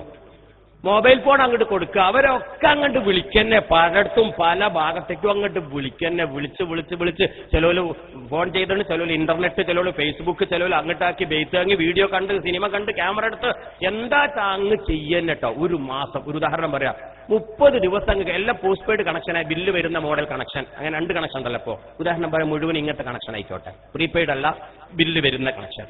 അങ്ങ് വിളിച്ചുകൊണ്ട് ഒരു മാസം അങ്ങ് കഴിഞ്ഞപ്പോൾ ഈ മൊബൈൽ ഫോൺ എടുത്ത് കൂത്തി പൊട്ടിച്ച് അതിന്റെ മെമ്മറി കാർഡും ബാറ്ററി ഒക്കെ കരിച്ച് അറബിക്കടലിലോട്ട് ഒഴുക്കി വിട്ട്. ഉദാഹരണം പറയാം, ഒരു പൊടി പോലും അവശേഷിക്കാതെ വിട്ടു. 1-ാം തീയതി ബില്ല് വരുമോ? എന്താ സംശയമല്ലേ? 1-ാം തീയതി പോസ്റ്റ്മാന് കൊണ്ടുവന്ന് തരുമ്പോൾ ഒരു കിതാബ് അതിലുണ്ടാകും. 2013 ജനുവരി 28-ാം തീയതി ഉച്ചക്ക് 12:36 അരവിന്ദൻ സുഗുണന് വിളിച്ച ₹1.65 നാനാ പൈസ പുള്ളി കൊത്ത് കോമ വിടാതെ SMS വരെ അടയാളപ്പെടുത്തിയ ഒരു കിതാബ് പോസ്റ്റ്മാനോട് കൊണ്ടുവന്ന് തരും. അതിൽ ഒന്നും വിട്ടുപോയിട്ടുണ്ടാവില്ല. മെമ്മറി കാർഡ് നശിപ്പിച്ചു, അവന്റെ എല്ലാം നശിപ്പിച്ച് കരിച്ച് ഒലിച്ചെറിഞ്ഞിട്ടും എവിടുന്നായി ഈ വിവരം കിട്ടിയത്? ഇന്ന് ഏറ്റവും നന്നായി ഉദാഹരണത്തിൽ നമുക്ക് പറഞ്ഞു കൊടുക്കട്ടോ. ഇത് പണ്ഡിതന്മാർ, ഞാനൊന്നല്ല, പണ്ഡിതന്മാർ പറഞ്ഞു കൊടുക്കണം. ഞാൻ പറഞ്ഞൊരു കാര്യമില്ല. ഏറ്റവും നല്ല ഉദാഹരണം, പുത്തൻ ഉദാഹരണം, ഈ തലമുറക്കുള്ള ഉദാഹരണം ഇതാണ്. എവിടുന്നേ ആ വിവരം വന്നത്? ആ വിവരമുള്ള കിതാബിൽ വള്ളിപ്പുള്ളി കുത്തുകോമയില്ലാതെ നമ്മുടെ ഓരോ ചലനങ്ങളും സംസാരിച്ച വാക്കുകൾ പോലും തിട്ടപ്പെടുത്തി വെക്കാൻ ഇന്ന് ആധുനിക സംവിധാനത്തിനുണ്ട്. ഏത് കോണിൽ നിന്ന് എവിടേക്കാ വിളിച്ചത്, എത്ര സമയമാ വിളിച്ചത്, എത്ര രൂപയായി, എവിടുത്തുകാരനാ വിളിച്ചത്, അമേരിക്കയിലെ ഏത് കോണിലേക്കാ വിളിച്ചത്, അവന്റെ ജോലി എന്ത്, അവന്റെ വിശേഷണങ്ങൾ എന്ത് എന്നുവരെ പ്രിന്റ് ചെയ്ത് അയക്കാനുള്ള സംവിധാനം ഇന്ന് ഭൂമിയിലുണ്ട്.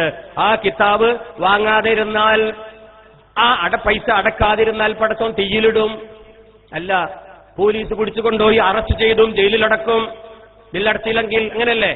നമ്മുടെ നാട്ടിൽ നടക്കുന്ന കാര്യമാണ്.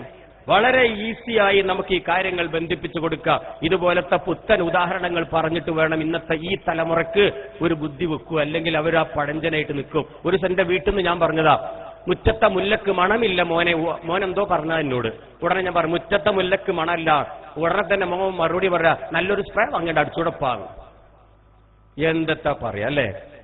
ഉടനെ സാധനം മാറ്റിട്ട് പറഞ്ഞ്, മുറ്റത്തെ ടവറിന് സിഗ്നലില്ല, അത് ശരിയാവും എന്ന് പറഞ്ഞപ്പോ ഈ കുട്ടികൾക്ക് അതേ മനസ്സിലാവുള്ളൂ. ഇന്നത്തെ ഈ തലമുറയാണ്. അതുകൊണ്ട് പുത്തൻ ഉദാഹരണങ്ങൾ കൊണ്ടുവരണം. അതിൽ ഏറ്റവും നല്ല ഉദാഹരണങ്ങളാണ് ഇന്ന റബ്ബക ലബിൽ മിർസാദ്, തീർച്ചയായും പ്രപഞ്ചനാഥൻ നമ്മുടെ ഓരോ ചലനങ്ങളും അപ്പപ്പ തിട്ടപ്പെടുത്തി വെക്കുന്നുണ്ട്. ഞാൻ നടക്കുന്നതും ഇരിക്കുന്നതും സഞ്ചരിക്കുന്നതുമായ വാക്കുകൾ മുഴുവനും ഇന്ന് റെക്കോർഡ് ചെയ്തു വെക്കാനുള്ള ആധുനിക സംവിധാനം ഇന്ന് ഭൂമിയിൽ പല ഭാഗത്തും പല ടവറുകളായും പല കമ്പ്യൂട്ടറായും വിന്യസിച്ചിട്ടുണ്ട്. 18,000 കിലോമീറ്റർ മുകളിലെ സാറ്റലൈറ്റ് ഉപഗ്രഹത്തിൽ നിന്നും ഭൂമിയിലൂടെ നടക്കുന്ന മുഴുവൻ മനുഷ്യരെ ഏത് കോണിലേക്കാ പോകുന്നത്, എപ്പോഴാ ഇവർ ഉറങ്ങുന്നതെന്ന് വരെയുള്ള കാണാനുള്ള സംവിധാനമുണ്ട്. അതാണ് നിങ്ങൾ ഈ കാണുന്ന ക്യാമറ, സാറ്റലൈറ്റ് ക്യാമറ ഇപ്പൊ കാണുന്നത് ഒക്കെ ഉള്ളതാണ്. ഭൂമിയിൽ പ്രവർത്തിക്കുന്ന എത്രയെന്നറിയോ? 18,000 കിലോമീറ്റർ. ഒന്ന് അനാകാശം തന്നെയാണ് കേട്ടോ, 2ാം ആകാശം എത്തിയിട്ടില്ല, അവിടെ എത്തിയിട്ടില്ല മനുഷ്യൻ, ഒന്ന് തന്നെ. നാസയുടെ ബഹിരാകാശ ഗവേഷണ കേന്ദ്രത്തിലും അപ്പുറം. നാസയൊക്കെ കിടക്കുന്നത് ഏകദേശം ഒരു 10-40 കിലോമീറ്ററിന്റെ അപ്പുറം, അതിലും അപ്പുറം 100 കിലോമീറ്റർ മാക്സിമം നാസ വരുള്ളൂ. അതിലും 18,000 കിലോമീറ്ററിന്റെ അപ്പുറത്ത് ഭൂമിയിലൂടെ സഞ്ചരിക്കുന്ന മുഴുവൻ ചരാചരങ്ങളെയും, ഉറുമ്പിനെ പോലും അങ്ങനെ പറയാം, ഒരു ഉറുമ്പിന്റെ ജീവചരിത്രം വരെ ക്യാമറയിൽ ഒപ്പിയെടുക്കാൻ, അതിന്റെ തുമ്പിക്കൈയുടെ വണ്ണം എത്ര, അത് എത്ര വർഷം ജീവിക്കും, അത് എന്ത് ഭക്ഷണമാ കഴിക്കുന്നത്, അത് എപ്പോഴാ ഉറങ്ങുന്നത്, ഒരു എറുമ്പിന്റെ കാര്യം പറഞ്ഞു കേട്ടോ, അതുവരെ കറക്റ്റായി ഒപ്പിയെടുക്കാനുള്ള സാങ്കേതിക വിദ്യയിലാണ് നമ്മളൊക്കെ ഇന്ന് ജീവിക്കുന്നത്. എന്നിട്ടാണ് ഒരു മനുഷ്യൻ എവിടെയെങ്കിലും മിസ്സായാൽ, കാണാനില്ല എന്ന് പറഞ്ഞാൽ മൊബൈൽ ഫോണും ടവർ ഉപയോഗിച്ച് ആളെ കണ്ടെത്താം. കള്ളനെ പിടിക്കുന്നത് മൊബൈൽ കൂടിയാ, കൊലപാതകം കണ്ടുപിടിക്കുന്നത് മൊബൈൽ ഫോണിലാണ്. 664 പെൺകുട്ടികളെ കാണാനില്ലാഞ്ഞിട്ട് അവരെ തിരിച്ചു കൊണ്ടുവന്നതും മൊബൈൽ ഫോൺ കൂടിയാണ്. ഈ 664-ലെ ഒരു കുട്ടിയുടെ കഥ പറഞ്ഞു തരാൻ, ഒറ്റയാളെ. എന്റെ പീടികയിൽ 9ാം ക്ലാസ്സിലെ ഒരു ഉമ്മ, ആ കുട്ടി അപ്പൊ 9ാം ക്ലാസ്സിലെ ഉമ്മ ആ കുഞ്ഞിനെ കയ്യും പിടിച്ചു വന്ന് കോട്ടക്കൽ ചെങ്കോട്ടിൽ മൊബൈൽ ഫോൺ വിൽക്കുന്ന ഷോറൂം എനിക്ക്. ഞാൻ കംപ്ലീറ്റ് അതിന്റെ തിന്മയപ്പോ പറയുന്നത് കേട്ടോ. അതിന്റെ വിൽപ്പന ഇപ്പൊ കൊളായിക്കോട്ടെ, എന്നാലും എന്താ അറിയില്ല, കുറച്ചും കാര്യങ്ങളൊക്കെ എളുപ്പമാക്കി തരുന്നുണ്ട്. അങ്ങനെ വന്നിട്ട് ഈ ഉമ്മ പറയാണ്, മോളെ എനിക്ക് ഏതാടി വേണ്ടത്? ഉമ്മ അങ്ങനെ ചൂണ്ടിക്കൊടുത്തു, മോളും അങ്ങനെ ചൂണ്ടി. അവസാനം മോള് കാണിച്ചു, അതാ ഗാലക്സി S4 തോണ്ടിക്കളിക്കുന്ന ഏറ്റവും അഡ്വാൻസ്ഡ് 1,00,000 ഉറുപ്പിയുടെ ഒരു ഫോൺ തന്നെ ആയിക്കോട്ടെ ഉമ്മ എനിക്ക്. പക്ഷെ ഉമ്മ ബുദ്ധിയുള്ള ഉമ്മയായിരുന്നു, ഉമ്മക്കല്ല ബുദ്ധി. ഉമ്മ പറയും, എനിക്ക് ഇപ്പൊ വാങ്ങിത്തരൂല, 10ാം ക്ലാസ്സിലേക്ക് ജയിച്ച് 10 A+ എനിക്ക് കൊടുത്ത് കാണിച്ചു താ, അപ്പൊ ഞാൻ വാങ്ങിത്തരും. ബുദ്ധിയുള്ള ഉമ്മ അങ്ങനെയാണ്. അങ്ങനെ ഉമ്മ പോയി അവിടുന്ന്. അങ്ങനെ 10 A+മായി അങ്ങനെ കിട്ടിയ കുട്ടിനേറ്റ് വാക്ക് പാലിച്ചു. മോള് വാക്ക് പാലിച്ചു, 10 A+ കിട്ടി. അങ്ങനെ ഉമ്മ വാക്ക് പാലിക്കണം. അങ്ങനെ ഞങ്ങളുടെ ഓഫീസിൽ വന്നു, കൊണ്ടുപോയി ഒരു ഗാലക്സി S4 50,000 ഉറുപ്പിയുടെ ഫോൺ അങ്ങ് വാങ്ങിക്കൊണ്ടുപോയി. ഞാൻ അറിയുന്ന കുടുംബമായതുകൊണ്ട് നമുക്ക് ഈ കഥ അറിയുന്നത്. അങ്ങനെ പോയി മോള് 11ലേക്ക് ജയിച്ചു, മീൻസ് ക്ലാസ് അഡ്മിഷൻ കിട്ടി. സയൻസ് ഗ്രൂപ്പിൽ എഞ്ചിനീയർ ആവണം, ഡോക്ടർ ആവണം, ഒരുപാട് സ്വപ്നങ്ങളാ. 11ാം ക്ലാസ് ജയിച്ചു, നല്ല മാർക്ക്. 12ാം ക്ലാസ്സിലേക്ക് ജയിച്ചു, നല്ല മാർക്ക്. ഫൈനൽ പരീക്ഷയുടെ തൊട്ടടുത്ത ഒരു മാസത്തിന്റെ മുമ്പ് ഈ കുഞ്ഞിനെ കാണാനില്ല. 664ന്റെ കൂട്ടത്തിൽ അവളും ഒളിച്ചോടി. ഈ പാവം ഉമ്മ സങ്കടപ്പെട്ടു. സ്കൂളിൽ പോയി അന്വേഷിച്ചപ്പോ മാഷ് പറഞ്ഞു, അതാ അപ്പുറത്തുള്ളൊരു ആൺകുട്ടി ഇങ്ങനെ തോണ്ടിക്കളിച്ചിരുന്നു, ഇപ്പുറത്ത് ഈ പെൺകുട്ടി ഇടക്കിടക്ക് തോണ്ടലുണ്ട്. അങ്ങനെ ഇവർ രണ്ടുപേരും കൂടി തോണ്ടി എവിടെയൊക്കെ തോണ്ടി ഒളിച്ചോടിയിട്ടുണ്ട്. അന്വേഷിച്ചു. സൈബർ പോലീസിലെത്തി, മലപ്പുറം ജില്ലയിലെ. അവർ തോണ്ടി നോക്കി, കണ്ടു. ഒക്കെ തോണ്ടലാണ്, ഇപ്പൊ തോണ്ടിയ കാണും. പണ്ടൊക്കെയാണ് ഈ മറ്റേ എന്താണ് അമ്പലത്തിലും പള്ളിയിലൊക്കെ പോയിട്ടുണ്ടല്ലോ, മന്ത്രിച്ച് പുതിച്ച് തോണ്ടലൊക്കെ. ഇപ്പൊ ഓടി പോണ്ട, സ്വന്തം വീട്ടിൽ എന്താണ് മൊബൈലിൽ ഒരൊറ്റ തോണ്ടല അങ്ങനെയൊക്കെ കാണും. അങ്ങനെ ആ പോലീസുകാർ അവിടെ ഇരുന്ന് അങ്ങ് തോണ്ടി കണ്ടു. 2 കുട്ടികളും കൂടെ വളരെ സുന്ദരമായി മംഗലാപുരത്തൊരു ലോഡ്ജ് മുറിയിൽ തോണ്ടിക്കളിക്കണു. വളരെ രസമായിട്ട് അവരിന്ന് തോണ്ടിക്കളിക്കണു. കണ്ടു, ഇവിടെ കണ്ടു, ഒക്കെ കാണും. ഫോണേറ്റെല്ലാം മുങ്ങിക്കണത് എന്തായാലും കാണും. അപ്പൊ ഇനി കുട്ടികൾക്ക് വിചാരിക്കണം, ഇനി പോകുമ്പോ ഫോൺ ഉപേക്ഷിച്ച് പോണല്ലേ, ഞാൻ സമയന്റെ അവസാനം പറഞ്ഞുതരാം, എങ്ങനെ രക്ഷപ്പെടാ വിളിച്ചോടാന്നും കൂടി പറഞ്ഞു കൊടുക്കലുണ്ട്. നിങ്ങൾക്ക് ഇരിക്കണി പറഞ്ഞു തരും, ഇല്ലെങ്കിൽ ഇൻഷാ അല്ലാഹ് വേറൊരു സമയത്ത് ആക്കാം. ഏതായാലും അന്വേഷിച്ചു. പാവം വാപ്പയും ഉമ്മയും ഒരുപാട് ബേജാറായി. വാപ്പ ഗൾഫിലായിരുന്നു, ഓടി വന്ന് രണ്ടുപേരും കൂടി അന്വേഷണം തുടങ്ങി. എന്റെ കുഞ്ഞിനെ കാണില്ലല്ലോ എന്ന് പറഞ്ഞ് കരയാൻ തുടങ്ങി. എവിടെ? ഈ പെരുന്തള്ള കൊടുത്തതല്ലേ ഈ സാധനം. എന്നിട്ടാ കരയണത്.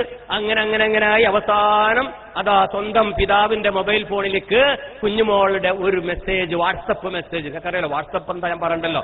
ഒരു സന്ദേശം ഇങ്ങോട്ട് വന്നു. എന്താ സന്ദേശം എന്നറിയോ? കൺഗ്രാജുലേഷൻ മിസ്റ്റർ ഫാദർ, എന്റെ പ്രിയപ്പെട്ട തന്തയ്ക്ക് അഭിനന്ദനങ്ങൾ. അങ്ങനെ വേണം കുട്ടിയായി. ഇംഗ്ലീഷ് മീഡിയമാണേ. അങ്ങനെ മിസ്റ്റർ തന്ത എന്നൊക്കെ പറയും കുട്ടികൾ. മിസ്റ്റർ ഫാദർ കേട്ടോ, അത് നല്ലതാണ്. ഇംഗ്ലീഷിൽ അങ്ങനെ പറയാം, മലയാളത്തിൽ പറയരുത്, അടി കിട്ടും. മിസ്റ്റർ തന്തയ്ക്ക് അഭിനന്ദനം. അതിന്റെ മലയാളം പറയണേ, എന്ത് വാപ്പാക്ക് ഇത് പിടുത്തം കിട്ടിയില്ല. ഇത് തർജ്ജമ ചെയ്യാൻ വേണ്ടി അപ്പുറത്തൊരു ചങ്ങായിന്റെ അടുത്ത് കൊണ്ടു കൊടുത്തപ്പോൾ അയാൾ അത് തർജ്ജമ ചെയ്ത് കൊടുത്തപ്പോൾ ബാക്കി മെസ്സേജ് കൂടി വായിച്ചു. എന്തിനാണ് ഈ കൺഗ്രാജുലേഷൻ എന്നറിയോ? അതാണ് അതിന്റെ വിശദവിവരതാണ്. താങ്കൾ എനിക്ക് വേണ്ടി ചെലവാക്കിയത് 1,00,000 റുപ്യ അല്ല, മൊബൈൽ ഫോണിന്റെ തന്തക്ക് ചെലവായത് 1,00,000 റുപ്യ. അതിന് പകരം താങ്കൾക്ക് ഇപ്പോൾ ഞാൻ സമ്പാദിച്ചു തന്നിരിക്കുന്നു 20 ലക്ഷം റുപ്പീസ്. കൺഗ്രാജുലേഷൻ, 20 ലക്ഷം ഞാൻ സമ്പാദിച്ചെന്ന് താങ്കൾക്ക്. അത് വാപ്പാക്ക് മനസ്സിലായില്ല. വീണ്ടും വിശദമായ മെസ്സേജ് വായിച്ചപ്പോഴല്ലേ, തർജ്ജമ ചെയ്തപ്പോഴല്ലേ വാപ്പാക്ക് മനസ്സിലായത് ഇത് എന്താണെന്ന്. എന്താ? എന്റെ ഏട്ടത്തിനെ വിവാഹം കഴിക്കാൻ 100 പവനും കല്യാണവും ബിരിയാണിയും ആർഭാടും ദഫും പാട്ടും കൂത്തൊക്കെ കൂടി ഏകദേശം 10-18 ലക്ഷം ആയിട്ടില്ലതൊക്കെ. ഇപ്പൊ ഇന്നങ്ങനെ ഒന്ന് കാക്കണമെങ്കിൽ ഒരു 20 ലക്ഷം ചെലവാവൂലേ? അതിന് പകരം വെറും ലൈസൻസ് തന്നില്ലേ നിങ്ങൾ 1,00,000 റുപ്യയുടെ സർട്ടിഫിക്കറ്റ്. അതുകൊണ്ട് എന്റെ കാമുകനെ ഭർത്താവിനെ ഞാൻ തന്നെ കണ്ടെത്തിയില്ല. വാപ്പാ തന്റെ അഭിനന്ദനങ്ങൾ. അങ്ങനെ വേണം മക്കളായ. മക്കൾക്കും രക്ഷപ്പെടാ, തന്തക്കും തള്ളക്കും രക്ഷപ്പെടാ. കാരണം ഇനിയിപ്പോ ഒരു ചെലവില്ലല്ലോ, കുട്ടി രക്ഷപ്പെട്ടില്ലേ, എനിക്കും രക്ഷപ്പെടാം. ഇതിന്റെ കടയിൽ നിന്ന് തന്നെ വാങ്ങിയാല് 3 പാർട്ടിക്കും രക്ഷപ്പെടാൻ പറ്റിയ സാധനമാണ് കുഞ്ഞു മക്കൾക്ക്. ഇന്ന് തന്നെ ഈ ഭാഷണമൊക്കെ കഴിഞ്ഞ വീട്ടിൽ പോയിട്ട് പെൺകുട്ടികൾ ഒരു 5ാം ക്ലാസ്സിൽ തന്നെ ആയിക്കോട്ടെ, അത്രയും പോറ്റണ്ടല്ലോ, വെറുതെ 10 വരെ കാത്തിരിക്കണേ, ഒരു 5 തന്നെ അത് കൊടുക്കും. കാരണം 5ാം ക്ലാസ്സിലേക്കൊക്കെ പ്രേമിക്കാൻ അറിയപ്പെട്ടോ. 10 വയസ്സായ ഒരു കുട്ടി, ഞാനൊരു UP സ്കൂളിൽ ചെന്നപ്പോ അറിയണ്ട് തേങ്ങ എന്ത് വെച്ചു, എന്നോട് മിണ്ടൂലെന്ന് പറഞ്ഞു. കാമുകനെ മിണ്ടില്ല, ഞാൻ മിണ്ടൂല, എന്നോട് മിണ്ടിയില്ലെങ്കിൽ ഞാൻ ഉണ്ട്. അക്ഷരം ഉണ്ടാവുള്ളൂ, എനിക്ക് വേറൊന്നും ഉണ്ടാവില്ല. പ്രേമം എങ്ങനെ ഈ കുഞ്ഞു മക്കൾ പ്രേമിക്കാൻ തുടങ്ങിയവർ ഞങ്ങൾക്ക് മൊബൈൽ വന്നതിന് ശേഷം വളരെ രഹസ്യമായി അവർക്കുള്ള ഓരോ സന്ദേശങ്ങളും നട്ടപ്പാതിര നേരത്തെ റൂമിലിരുന്ന് പഠിക്കുകയാണ് എന്ന പേരിൽ കുഞ്ഞു മക്കൾ അയച്ചുകൊണ്ടിരിക്കുക. വാട്സപ്പിലൂടെ, ഫേസ്ബുക്കിലൂടെ, ഇമെയിലിലൂടെ, ഇന്റർനെറ്റിലൂടെ ചാറ്റിംഗ് നടക്കാനല്ല, ചാറ്റിംഗല്ല ചീറ്റിംഗ് നടന്നുകൊണ്ടിരിക്കുകയാണ്. പല വിദേശത്തുള്ള കുട്ടികളുമായിട്ട് കണ്ടു സംസാരിക്കുകയാണ്. നഗ്ന ചിത്രങ്ങൾ പോലും, വൃത്തികെട്ട ചിത്രങ്ങൾ പോലും കുഞ്ഞു മക്കൾ കുറെ സമയം കണ്ടു കഴിഞ്ഞാൽ അവർക്ക് അനുരാഗം വരുമെന്നും അവരുടെ ഹോർമോൺ പ്രവർത്തിക്കുമെന്നും അവർ ഒളിച്ചോടപ്പെടുമെന്നും തട്ടിക്കൊണ്ടുപോകലാകുമെന്നും ആധുനിക സയൻസ് രേഖപ്പെടുത്തിയിട്ട് ഡോക്ടർമാർ പറയാൻ തുടങ്ങിയിട്ടുണ്ട്. ചെറിയ കുട്ടികൾ 10ാം ക്ലാസ് 10 വയസ്സുള്ള കുട്ടികൾക്ക് വരെ അനുരാഗവും പ്രേമവും ഒളിച്ചോട്ടം പഠിക്കുന്നത് ഇന്നത്തെ ആധുനിക ടെക്നോളജിയായ മൊബൈൽ ഫോണിലെ നീലചിത്രങ്ങൾ വഴിയാണ് എന്ന് ഞാൻ പറയാതെ നിങ്ങൾ കേട്ടിട്ടുണ്ടാവുമല്ലോ. ഇവിടെയാണ് ചതി ഒളിഞ്ഞിരിക്കുന്നത്. എന്റെ പ്രിയപ്പെട്ട ഉമ്മമാരോട് പറയാനുള്ളത്, കുഞ്ഞു കുട്ടികളാകുമ്പോ തന്നെ ഉമ്മമാരുടെ മൊബൈൽ ഫോൺ കുട്ടികൾക്ക് കളിക്കാൻ കൊടുത്ത് കുട്ടികളെ അഡിക്ഷൻ ആക്കുകയാണ്, അടിമപ്പെടുത്തുക. കുട്ടി ഒന്ന് കരഞ്ഞാ കൊടുക്കുമ്പോൾ ഉമ്മ ഒരു ഫോൺ എടുത്ത് എന്നാ മിണ്ടണ്ട മോളെ എന്നാ പിടിച്ച ഒരു ആൽബം, ഇന്നലെ ഇറങ്ങിയ ആൽബമാണ്, എനിക്ക് മറ്റോ അയച്ചു തന്നാണ്. എവിടെ അമ്മയുടെ വേറെ ഏതോ മറ്റോ അയച്ചു കൊടുത്തതായിരിക്കും, അത് ഈ മോക്ക് കൊണ്ട് കൊടുക്കും, എന്നാ വെച്ചോ അവിടെ എനിക്ക് കാണാനും. അല്ലെങ്കിൽ ഒന്നും കെട്ടിയോൻ തന്നെ ആയിരിക്കും അയച്ചു കൊടുത്തിട്ടുണ്ടാവുക. അത് ഈ കുട്ടിക്കാണ്ട് കൊടുക്കും. കുട്ടി ആ മ്യൂസിക്കൊക്കെ കേട്ട് അങ്ങനെ ഇരുന്ന് പിറ്റേ ദിവസം കുട്ടിക്കാരും വേറെ ആൽബല്ലേ ഇപ്പൊ വായിച്ചു ഇപ്പൊ ശരിയാക്കി തരാറുണ്ട് വാട്സപ്പിൽ നിന്ന് ആൽബം. അങ്ങനെ ഡെയിലി കുട്ടിക്ക് ഇതാണ്ട് കൊടുത്തു കഴിഞ്ഞാൽ കുട്ടി എന്നേക്കുമായി അഡിക്ഷനായി ലഹരിയായി അടിമപ്പെട്ടു. അങ്ങനെ പ്രായപൂർത്തി 15ഉം 18ഉം എത്തിയാൽ ആ കുട്ടി പറയും ഉമ്മയോട് എനിക്ക് നീ ഉമ്മയുടെ വാടക ഫോൺ വേണ്ട, ഒറിജിനൽ തരി, ഇല്ലെങ്കിൽ ഞാൻ ഇപ്പൊ കിണറ്റിച്ചാടും, അല്ലെങ്കിൽ ഞാൻ ഇപ്പൊ ആത്മഹത്യ ചെയ്യും. അപ്പം അതാണ് വാങ്ങിച്ചു കൊടുക്കും. അങ്ങനെ എത്ര കുട്ടികൾക്ക് പറ്റിയിട്ടുണ്ട്. ഇത് ഞാനിങ്ങനെ പറയുന്ന കൃത്യമായ കണക്ക്, എന്റെ പീഡിയയിൽ വന്ന കണക്ക് തന്നെ ഈ പറയുന്നതൊക്കെ. എനിക്കിതൊരു വിൽപ്പനയാണ്. ഒരിക്കലും വാങ്ങിക്കൊടുക്കരുത് ഉമ്മമാരെ എന്നല്ലേ ഞാൻ നേരത്തെ പറഞ്ഞത്. എന്റെ പീഡിയതല്ല, ഒരു പീഡിയൊന്നും വാങ്ങിച്ചു കൊടുക്കരുത്. കുട്ടികളുടെ അല്പം സ്നേഹം ഉണ്ടെങ്കിൽ വാങ്ങിച്ചു കൊടുക്കരുത്. ഇല്ലേ ഇവരുടെ രക്ഷപ്പെട്ട് വണ്ടിയും വലിയും പണ്ടാരടക്കം പൊയ്ക്കോട്ടെ എന്നാണെങ്കിൽ നിങ്ങൾ വാങ്ങിച്ചു കൊടുത്തു. നിങ്ങൾക്ക് രക്ഷപ്പെടാം, എല്ലാവർക്കും രക്ഷപ്പെടാം. എത്ര വട്ടം ഇത് പറഞ്ഞു കൊടുക്കുന്നുണ്ട് ഈ രക്ഷിതാക്കളോട്. എന്താ പിന്നെ സ്നേഹിച്ച് ഈ കുട്ടികളെ എന്തിനെങ്ങനെ കൊല്ലണത്? ഇത് വിൽക്കുന്ന ആളല്ലേ ഈ പറയുന്നത്. ഒരു മുസ്താദ് പറഞ്ഞാൽ നിങ്ങൾ വിചാരിക്കും അദ്ദേഹം കുറെ കാലമായിക്കാണ് പണ്ഡിതൻ പറയാൻ തുടങ്ങിയിട്ട് നമ്മളെ പേടിപ്പിക്കുകയാണ്, അതൊക്കെ വെറുതെ പറയണം. അല്ല, ഇത് വിൽക്കുന്ന ഇതിന്റെ ഒരു എഞ്ചിനീയർ തന്നെ പറയുന്നത്, കുഞ്ഞു മക്കൾക്ക് ഈ ഇത്തരം സാധനങ്ങൾ വാങ്ങിച്ചു കൊടുത്താൽ അവർ ലഹരിക്ക് അടിമപ്പെടും, അവർ ഒളിച്ചോടും, അവര് വലിയ ദുരന്തത്തിൽ പോയി ചാടും എന്നതിന് ഒരു സംശയമില്ല.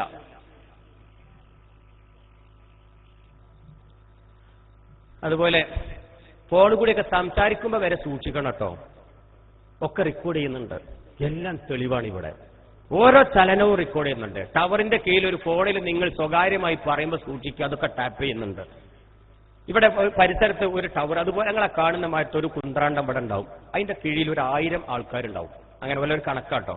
1000 ഫോണിൽ ഒരാൾ ഒരു കുറ്റം ചെയ്താൽ മതി, ഈ 999 ആളെയാണ് റെക്കോർഡ് ചെയ്യും. തെറ്റ് ഒരാൾ ചെയ്തിട്ടുണ്ടാവുള്ളൂ. അതെന്തായാലും 1000 ഒരാൾ തെറ്റ് ചെയ്തുകൊണ്ടിരിക്കുന്നില്ലേ? 1000 കള്ളനുണ്ടല്ലോ, 1000 വെരിച്ചായി ഉണ്ടല്ലോ, 1000 പെണ്ണുകുട്ടിയിലുണ്ടല്ലോ, 1000 കൊലയാളി ഉണ്ടല്ലോ, 1000 ഒരു ഉപദ്രവിക്കുന്ന ഒരാളുണ്ടല്ലോ, ഉണ്ടാവും ഉറപ്പാ. ഉണ്ടെങ്കിൽ അവനെ കേസ് കൊടുത്താൽ, ഇങ്ങനെ ഒരു കള്ളനുണ്ട് ഒരാളുണ്ടെന്ന് കേസ് കൊടുത്താൽ പോലീസുകാർ സൈബറൊക്കെ എന്ത് ചെയ്യാ, ഇത് കിട്ടാൻ എന്ത് ചെയ്യണം? ഏതാണ്ട് ഒരുക്കറിയില്ലല്ലോ, ഓരത് മുഴുവൻ പരിശോധിക്കും. 1000 നിങ്ങളെയും എന്റെയും, ഞാൻ ഭർത്താവിന് വിളിക്കുന്നതും ഭാര്യയ്ക്ക് വിളിക്കുന്നതും രഹസ്യങ്ങളും പരസ്യങ്ങളും മുഴുവനും പരസ്യമാവും, ലോകം അറിയും. അതുകൊണ്ട് ശ്രദ്ധിക്കണം. തെറികളും കുറ്റങ്ങളും പറയുമ്പോൾ ശ്രദ്ധിക്കണം. അതും റെക്കോർഡ് ചെയ്ത് കോടതി കൊണ്ടുപോകും. ഞാൻ പറഞ്ഞിട്ടില്ല പറഞ്ഞാൽ അങ്ങോട്ട് പ്ലേ ചെയ്യും. കോടതിന്റെ അപ്പൊ പ്ലേ ചെയ്യണം മൊബൈലിൽ. കഴിഞ്ഞ ആഴ്ച ചൊവ്വാഴ്ച ഉച്ചയ്ക്ക് 12 ഇനി പറഞ്ഞതിനോടത് നിഷേധിക്കാൻ കഴിയില്ല, മുന്നിലിങ്ങോട്ട് പ്ലേ ചെയ്ത് തരും. ഇത് പണ്ടൊക്കെ ഉസ്താദുമാരിന്റെ കുട്ടിക്കാലത്ത് പറയുമ്പോ പിന്നെ അതൊക്കെ ഉണ്ടാവുമെന്നായിരുന്നു എനിക്കൊക്കെ തോന്നിയിരുന്നത്. ഇന്ന് അതൊക്കെ മുന്നിൽ വന്നിരിക്കുകയാണ്. അതുകൊണ്ട് ഫോണിൽ കൂടി അങ്ങനെയൊക്കെ പറയുമ്പോ സൂക്ഷിക്കുക. പ്രധാനമായും എനിക്ക് പറയാം, ഈ പറമ്പ് കച്ചവടക്കാരൊക്കെ ഉണ്ടാവും ഇവിടെ അല്ലെ, എന്റെ നാട്ടിലുണ്ട്. പാവം കാരണവന്മാരാണ്, വല്ലാതൊന്നും ടെക്നോളജിയും കാര്യങ്ങളും അറിയില്ല. ഒരു പക്ഷെ നല്ല കച്ചവടം അറിയാം, പറമ്പ് ആണ്ട് കൊടുക്കലും ഇങ്ങോട്ട് കിടക്കലും. 5 കായ് അവർ മുതൽ മുടക്കില്ല, ഒക്കെ മറ്റുള്ളവന്റെ പൈസ കൊണ്ട് കച്ചവടം ചെയ്യണമാണ് ഈ കച്ചവടക്കാരെന്ന് പറയുന്നത്. എന്ന മനുഷ്യന്മാര് കുടുങ്ങി ഞങ്ങളുടെ നാട്ടിൽ. എന്താ കാരണം എന്നറിയോ? ആചാരെ എന്തേ എടാ ഞാൻ എനിക്ക് തട്ടി കൊട്ടാ കെട്ട് ഒക്കെ ഓൽക്കറിയാട്ടോ, കോടി ലക്ഷം അതൊക്കെ ഓൽക്കറിയാം. അതൊന്നും പൂച്ചിട്ട് ഒരു കാര്യമില്ല. എന്നിട്ട് ഒരു പറ പെട്ടി, ഞാൻ 6.5 പെട്ടിക്ക് ഞാനിത് എണ്ണി നോക്കുമ്പോ 4.5 പെട്ടിയിലുള്ളൂ. 2 പെട്ടി എപ്പോ വരും? അജയ് നിങ്ങളത് വാങ്ങി വെക്കി, 2 പെട്ടി ഞാൻ നാളെ എത്തിച്ചോളാം. ആയിക്കോട്ടെ എന്നാ മോനെ ആയിക്കോട്ടെ വെച്ച്. അവർക്ക് കിട്ടിയില്ലേ 4.5 കോടി ഉറുപ്പ്യ കള്ളപ്പണം ഇപ്പൊ അവിടെ ഉണ്ടെന്നും 2.5 കോടി നാളെ വരുന്നും. ഇത് കൊടുക്കുന്നതാരാ, വാങ്ങുന്നതാരാ, ഏതാ പറവൊക്കെ കിട്ടിയില്ല. നിങ്ങൾ കള്ള ചട്ടി കൊട്ട വട്ടി മണ്ണ് എന്ന് പറഞ്ഞൊരു കാര്യമില്ല. ഇത് മുഴുവൻ റെക്കോർഡാ. സാമ്പത്തിക കുറ്റകൃത്യത്തിൽ എവിടെങ്കിലും ഉണ്ടെങ്കിൽ ഓടി വന്നിട്ട് പിടിക്കൂട്ടോ. അതുകൊണ്ട് എന്റെ സഹോദരങ്ങളോട് പറയാനുള്ളത്, ഫോണിൽ കൂടി അങ്ങനെ പറയരുത്, തെളിവാണ് കേട്ടോ. അതുപോലെ നമ്മളെ ഫോണിലൊക്കെ എന്ത് നിങ്ങൾ ഫോണിലിട്ട് പോയിക്കോളി, അപ്പുറത്തു കൂടി പോണ ഒരാൾക്ക് എടുക്കാൻ പറ്റൂട്ടോ. ഒരാൾക്കും ഇതറിയില്ല. ഫോണിൽ ഉള്ള മുഴുവൻ സാധനങ്ങളും നിങ്ങളെ ഒരു ഫോണിലുള്ളത് ഞാൻ എടുത്തു തരാം. ഒരു എഞ്ചിനീയർക്ക് സാധിക്കും, വലിയ എഞ്ചിനീയർ ഒന്നും ആവണ്ട കേട്ടോ, ഒരു സാധാരണക്കാരൻ, എന്റെ മാറ്റം സാധാരണക്കാരന് പറ്റും. ഫോണിന്റെ ഉള്ളിലുള്ള ഏത് മാലൂമാത്തും ഇൻഫർമേഷനും ഡാറ്റയും, അത് വീഡിയോ ആണെങ്കിലും ചിത്രമാണെങ്കിലും ബാങ്കിന്റെ കണക്കാണെങ്കിലും ATMന്റെ ആണെങ്കിലും കോടികളുടെ കണക്കാണെങ്കിലും അത് നിങ്ങളെ പെർമിഷൻ ഒന്നും വേണ്ട. നിങ്ങളെ പോക്കറ്റ് കിടക്കുന്നത് അമേരിക്കയിലെ ഒരു മനുഷ്യനെടുക്കാൻ, ദുബായ് കിടക്കണ ഏട്ടന്റെ പോക്കറ്റ് കിടക്കുന്ന വിവരങ്ങൾ രണ്ടത്താണിയുള്ള എനിക്കെടുക്കാൻ ഒരാളോടും ചോദിക്കണ്ട. അതിനുള്ള സംവിധാനങ്ങളൊക്കെ ഇപ്പോൾ വാട്സപ്പിലൂടെയും വൈറസിലൂടെയും ഫേസ്ബുക്കിലൂടെയും ഒക്കെ വന്നിട്ടുണ്ട്. ഇതൊന്നും വിശദീകരിക്കണ്ട, അതിന്റെ അപകടം ഉണ്ടെന്ന് അറിയിച്ചാൽ പോരെ. കാരണം ഇത് ടെക്നിക്കൽ ക്ലാസ് അല്ലല്ലോ. ഈ കാര്യം നിങ്ങളുടെ മനസ്സിൽ വേണം. അതുകൊണ്ട് പുറത്തേക്ക് കാണാൻ പാടില്ലാത്ത ഒന്നും തന്നെ നമ്മുടെ മൊബൈൽ ഫോണിൽ നിങ്ങൾ സൂക്ഷിക്കരുത്. അത് പറഞ്ഞുതരാം എനിക്ക്. പുറത്തൊരാൾ കാണും, സ്വകാര്യമല്ല, വേറൊരാൾക്ക് കിട്ടും എന്ന ഒരു ഓർമ്മയിലാവണം നമ്മുടെ ജീവിതം. ഞാൻ എന്തിനത് പറയുന്നറിയോ? ഇന്നത്തെ ഈ തലമുറ 18ഉം 11ഉം +2നും SSLCക്കും പഠിക്കുന്ന നിങ്ങൾ വാങ്ങിച്ചു കൊടുത്ത മൊബൈൽ ഫോൺ മൾട്ടിമീഡിയ ഉപയോഗിച്ച് കാമുകന്മാരെയും മറ്റും ഒളിഞ്ഞിരുന്നും രഹസ്യമായ ഒരുപാട് നഗ്ന ചിത്രങ്ങളും നീല ചിത്രങ്ങളും നമ്മുടെ കുഞ്ഞു മക്കളുടെ പോക്കറ്റിലുണ്ട്. അത് ചോർത്താൻ അത്തരം ആൾക്കാർ അപ്പുറത്തുമുണ്ട്. അത് ചോർത്തുമ്പോ നമ്മുടെ കാര്യങ്ങളൊക്കെ അങ്ങോട്ട് പോകും. ചിത്രം മാത്രമല്ല മുഴുവൻ പോകും. ഇങ്ങനെ കുറെ കള്ളന്മാര് പരിസരത്തുണ്ട്. ഏറ്റവും വലിയ കള്ളന്മാർ ഇപ്പൊ ചിത്രം മോഷ്ടിക്കുന്ന കള്ളനാ. എങ്ങനത്തെ? ഒറിജിനലിനെ. അഭിനയിച്ചത് ഇംഗ്ലീഷുകാരെ യൂറോപ്യൻസിൻ്റെത് ആർക്കും വേണ്ട. ഒറിജിനൽ ഉണ്ടോ എന്നാ ചോദിക്കണം. ആ ഒറിജിനൽ എങ്ങനെ മൊബൈലിലെത്തി? അതിനൊന്നും വിശദീകരിക്കേണ്ട ആവശ്യമില്ലല്ലോ. അതാണ് അങ്ങനെ ഒരു മോഷണം ഇവിടെ നടക്കുന്നുണ്ട്. ഇന്ന് അതിനായിട്ടൊരു വെബ്സൈറ്റ് ഒക്കെ അങ്ങ് തുടങ്ങിയിട്ടുണ്ട്. ഇത് കാരണവന്മാരറിയണം. കുട്ടികളെ ഒറ്റയ്ക്ക് കമ്പ്യൂട്ടറിന്റെ മുന്നിൽ ഇരുത്തുന്ന രക്ഷിതാക്കൾ ഇതറിയണം. വീട് പൂട്ടിപ്പോയി കല്യാണത്തിന് ഞാനില്ല, ഉമ്മ പൊയ്ക്കോ, എനിക്കൊരുപാട് പഠിക്കാനുണ്ടെന്നും പറഞ്ഞ് കമ്പ്യൂട്ടർ ഓൺ ചെയ്ത് വീട്ടിലിരുത്തുന്ന പ്രായപൂർത്തി ആയതും ആവാത്തതുമായ ആണും പെണ്ണും വീട്ടിലുണ്ടോ?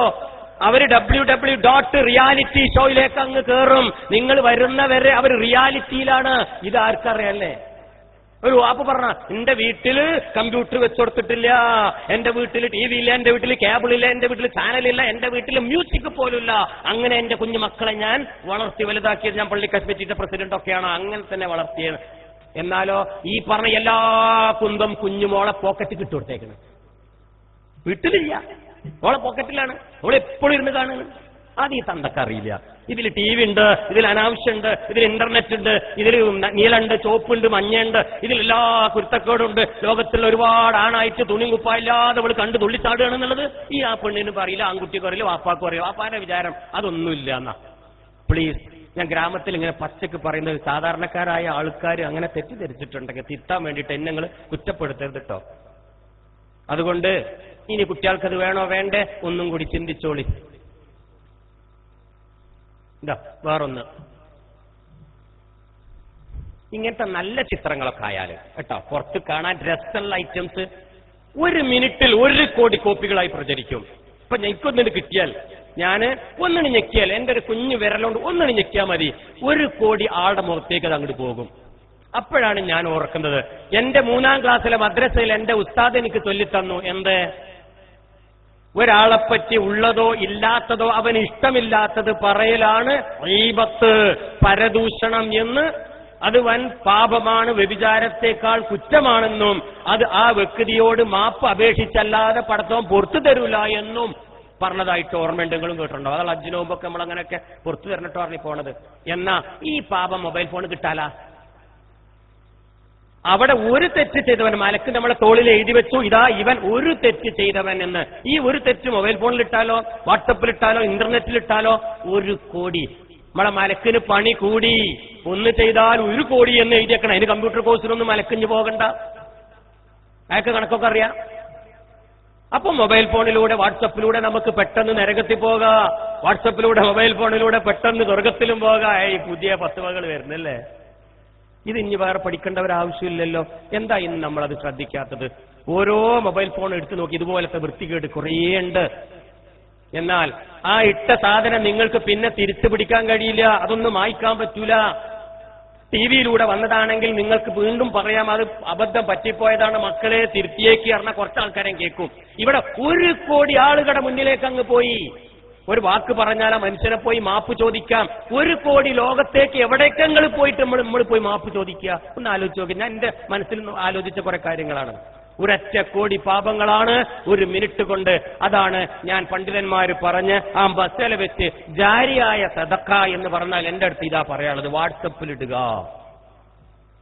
നന്മയായാലും തിന്മയായാലും. നന്മട്ടാലോ എങ്ങനെ മൊബൈൽ ഫോണിലേക്ക് അങ്ങനെ ഒരു പിക്ചർ ഇട്ടാൽ ഞാൻ മരിച്ചാലും എന്റെ മക്കൾക്ക് കിട്ടും, മക്കൾ മരിച്ചാൽ മക്കളെ മക്കൾക്ക് താബിയോ അങ്ങനെ പോയി പോയി പോയി ഖിയാമത്ത് നാൾ വരെ ആ പിക്ചർ, ആ വൃത്തികെട്ട സാധനങ്ങൾ ലോകത്തുള്ള കോടാനുകോടി മനുഷ്യരിലൂടെ ഒഴുകിക്കൊണ്ടേയിരിക്കുക. അതിന്റെ പ്രതിഫലം എന്റെ ഖബറിലേക്ക് വന്നുകൊണ്ടേയിരിക്കും. അതിന്റെ പേരാണ് ജാരിയായ സദഖ. നന്മ ചെയ്താൽ നന്മ വരും, തിന്മ ചെയ്താൽ തിന്മ വരും.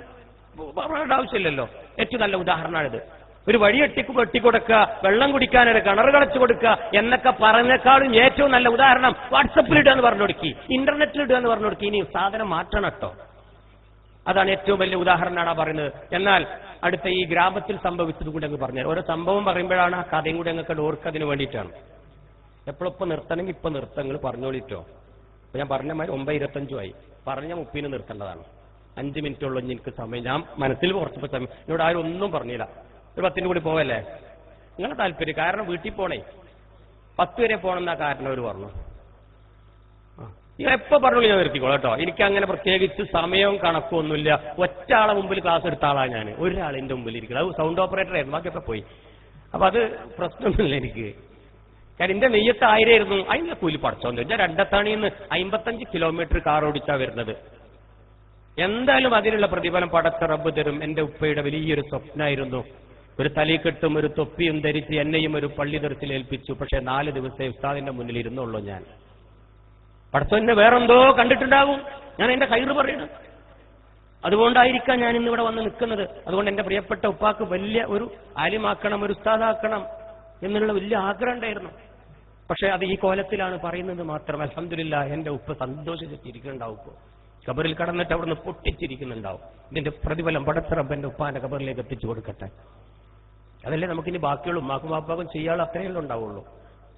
അപ്പോ ഇതുപോലെ ഒരു ക്ലാസ്സൊക്കെ കഴിഞ്ഞ് ഈ പാവം പുറത്തേക്ക് അങ്ങോട്ട് ഇറങ്ങിയപ്പോ ഒരു സഹോദരൻ അങ്ങോട്ട് കൈ പിടിച്ചൊരു സൈഡിൽ കണ്ട് കൊണ്ടുപോയി. എന്നോട് ചോദിച്ചു, നിങ്ങൾ അറിഞ്ഞില്ലേ ആ ദുരന്തം ഇവിടെയാണല്ലോ? മോനെ ഒന്ന് പറഞ്ഞു കൊണ്ടാന്ന് ഞാൻ കേട്ടിട്ടുണ്ട്, ഒന്നും കൂടി പറഞ്ഞു കൊണ്ടാന്ന് പറഞ്ഞ ആ സഹോദരൻ നേരേക്കും ആ ഗ്രാമത്തിൽ നിന്നുകൊണ്ട് ദുരന്തം നടന്ന ഭൂമിയിൽ നിന്ന് പറഞ്ഞതായി പറയുന്നു. അയാൾ പറയാ, അയാള് ആ മനുഷ്യൻ പേരൊന്നും ഇവിടെ പറയില്ല, ഗ്രാമം പറയില്ല, ഒരു മനുഷ്യൻ അങ്ങനെ കൂട്ട. ആ സഹോദരൻ ഗൾഫിലായിരുന്നു. 10 കൊല്ലമായി ഗൾഫിൽ ജോലി ചെയ്യുന്നു. എല്ലാ വർഷവും അയാൾ നാട്ടിലേക്ക് വരും. സുമുഖനും സുന്ദരനുമായ ഒരു ചെറുപ്പക്കാരൻ, ഉപ്പ ഉമ്മ, നല്ല ദീനീ ബോധമുള്ള നല്ല കുടുംബം, സാമ്പത്തികമായും വിദ്യാഭ്യാസപരമായും ഉയർന്ന തന്റേടമുള്ള ഒരു യുവാവ്. അദ്ദേഹത്തിന് പെണ്ണ് കെട്ടണം. 10-25 വയസ്സ് കഴിഞ്ഞു. അവസാനം ഒരു പെൺകുട്ടിയെ ഇഷ്ടായി. പല കുട്ടിയെയും പോയി നോക്കി. അവസാനം 9ാമത്തെ വരയിൽ ആ കുട്ടിയെ ഇഷ്ടായി. വിവാഹം കഴിഞ്ഞു. അവരൊരുമിച്ച് ജീവിക്കാൻ തുടങ്ങി. 1 മാസം ലീവുണ്ട്.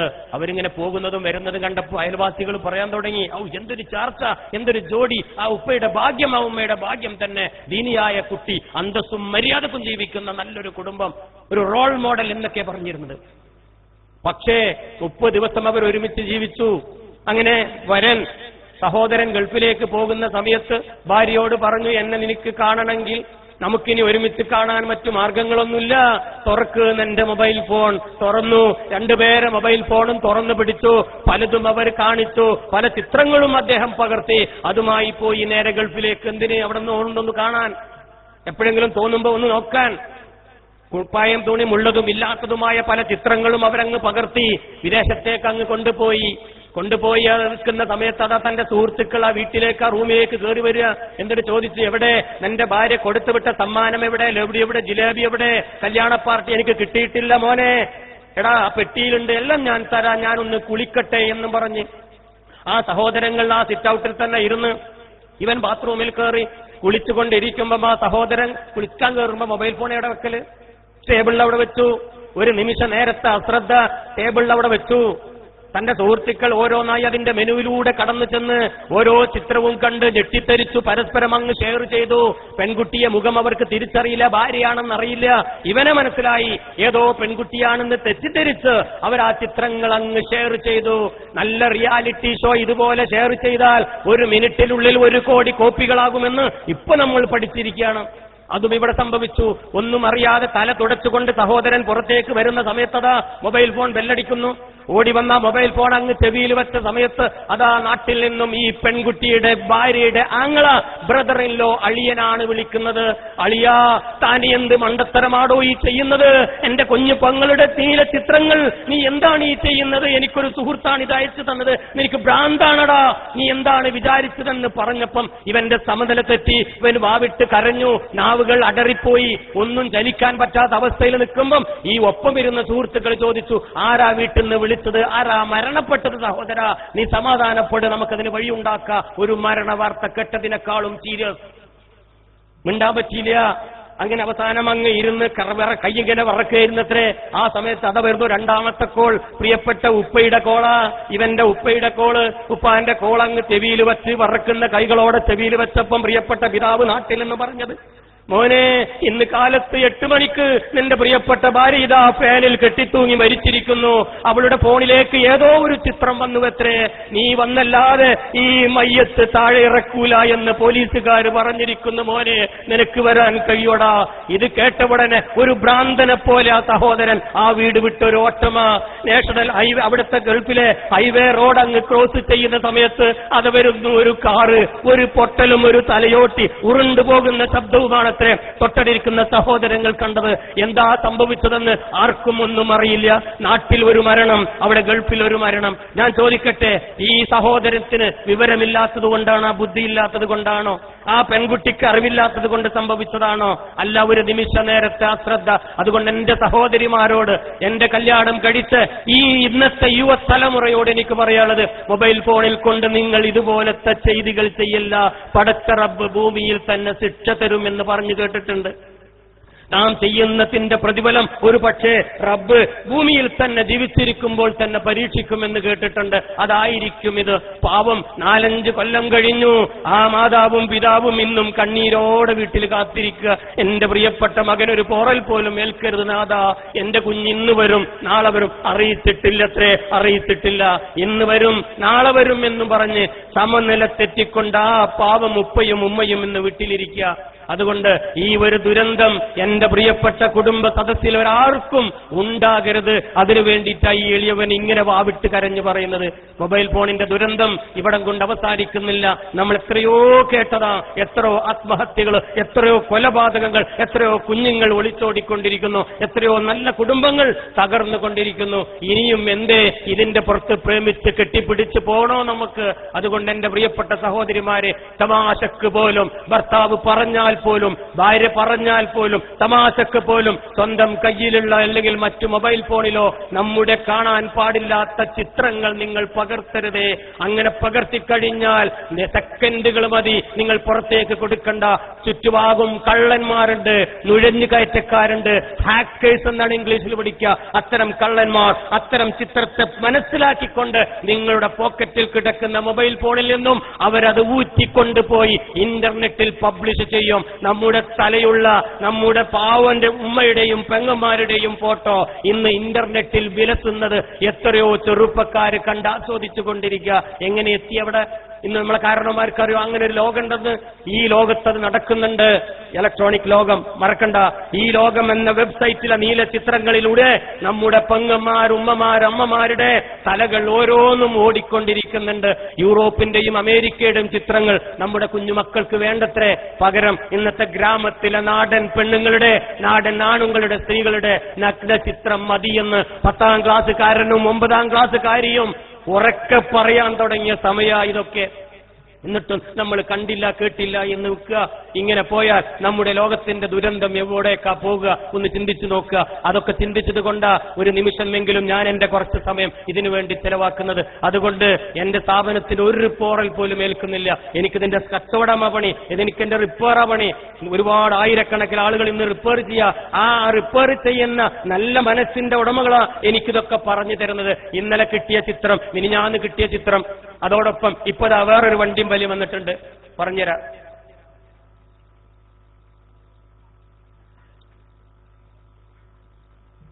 ചിത്രം ഇല്ലെങ്കിലും പറഞ്ഞുതരാം. നിങ്ങൾ എത്ര മായ്ച്ച് ഫോർമേറ്റ് ചെയ്യും, ഡിലേറ്റ് ചെയ്യും, ഇങ്ങനൊക്കെ എടുക്കൂട്ടോ. സഹോദരങ്ങൾ കുറെ ഇങ്ങനത്തെ ഫോട്ടോ എടുക്കുന്നുണ്ട് കേട്ടോ. എനിക്കും എടുക്കാൻ നല്ല പൂതി ഉണ്ടായിരുന്നു, നല്ല ആഗ്രഹം ഉണ്ടായിരുന്നു 1990. പക്ഷേ മൊബൈലിൽ ചെല്ലുന്ന കോണിക്ക കൊടാക്കിന്റെ പാടം ഞാൻ കുറെ വാങ്ങിക്കൊടുന്നു. ഫിലിമേ ഒരു ക്യാമറയും വാങ്ങി, എന്നിട്ടാണ്ട് അടിച്ചു കുറെ ഫോട്ടോ, സ്വന്തം കിട്ടിയുള്ള ഫോട്ടോ കാണാൻ. പക്ഷേ ഇത് കൈജയിലെ എന്ന് കാണും, അടിച്ചാൽ കാണാൻ പറ്റില്ലല്ലോ. കുടുങ്ങി ഞാൻ ഇതേറ്റ് കുറെ ലാബിൽ പോയി ഇങ്ങനെ നിൽക്കും, കഴുകുമ്പോ ഓൻ കാണൂലേ. അതുകൊണ്ട് ഞാൻ കൊടുത്തില്ല, ഞാൻ അതുകൊണ്ട് ചുട്ട് കരിച്ചു. പിന്നെ മൊബൈൽ ഇറങ്ങിയോട് കൂടി ആ സൗകര്യം ആയല്ലോ, എടുക്കുക കാണുക, എടുക്കുക കാണുക, മായ്ക്കുക, അത്രേ ഉള്ളൂ. ഒരു തമാശ. ഇന്നത്തെ ഈ തലമുറയുടെ തമാശകളാണ് ഈ പറയുന്നത്. പക്ഷെ ഇങ്ങനെ ഒരു ദുരന്തമുള്ളത് ഈ പാവങ്ങൾ അറിയുന്നില്ല. അങ്ങനെ മായ്ച്ച് കളഞ്ഞ് ഈ ഫോൺ നമ്മൾ എന്താ ചെയ്യല് അറിയോ? നിങ്ങള് ഒരു 6 മാസം ഒരു കൊല്ലം കഴിഞ്ഞത് വിൽക്കൂലേ?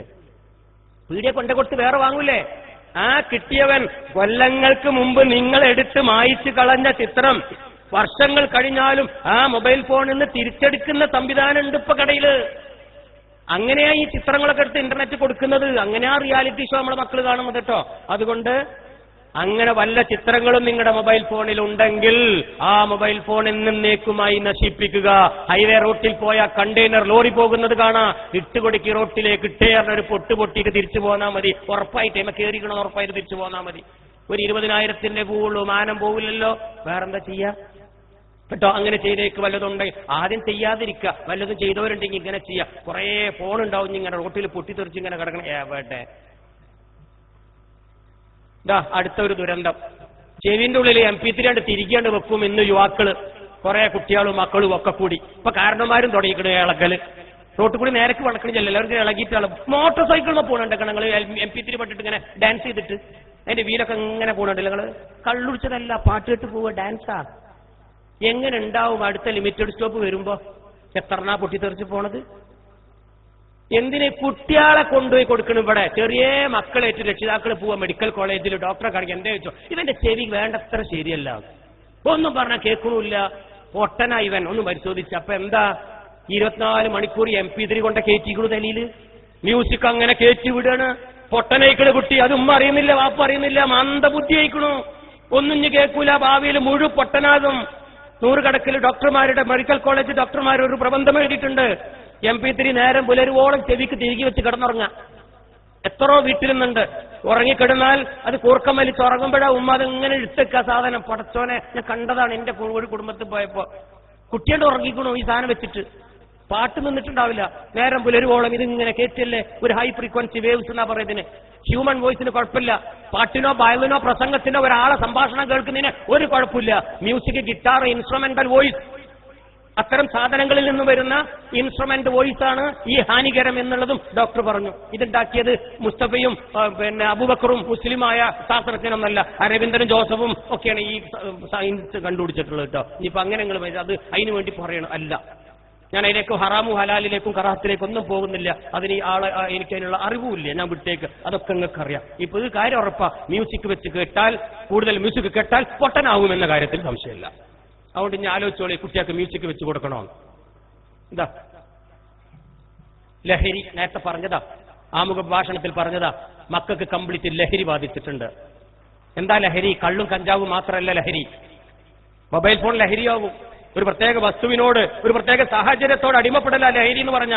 കള്ളും കഞ്ചാവും മുറുക്കാനും വീടും സിഗരറ്റും മനോരമയും ചന്ദ്രികയും ദേശാമനും ഒക്കെ പെടും അതില്. പച്ചവെള്ളം പോറും ചോറും ചപ്പാത്തിയും ഒക്കെ പെടും അതില്. അമിതമായാൽ അമൃതം വിഷം എന്ന് പറഞ്ഞ പോലെ. ചില ആൾക്കാർക്കുണ്ട് രാവിലെ ഒരു ഗ്ലാസ് കട്ടൻ ചായ കിട്ടിയില്ലെങ്കിൽ പിന്നെ കക്കൂസിൽ ഡാഷ് ഡാഷ് വരൂലത്രേ. അപ്പൊ എന്താ ലഹരി? കട്ടൻ ചായ ലഹരി, ഡാഷ് ഡാഷ്. പത്രം അല്ലെങ്കിൽ ഉറക്കമിരുന്ന് ചാർന്നവരുണ്ടല്ലോ. എന്താണ് ആ പത്രത്തിൽ ലഹരി? ഇന്നത്തെ സീരിയൽ ബന്ധാണെങ്കിൽ ഭാര്യക്ക് അടുക്കളയിലെ ചാറ് ശരിയാവില്ല. എന്താ കാരണം? ആ സീരിയലിൽ ലഹരി.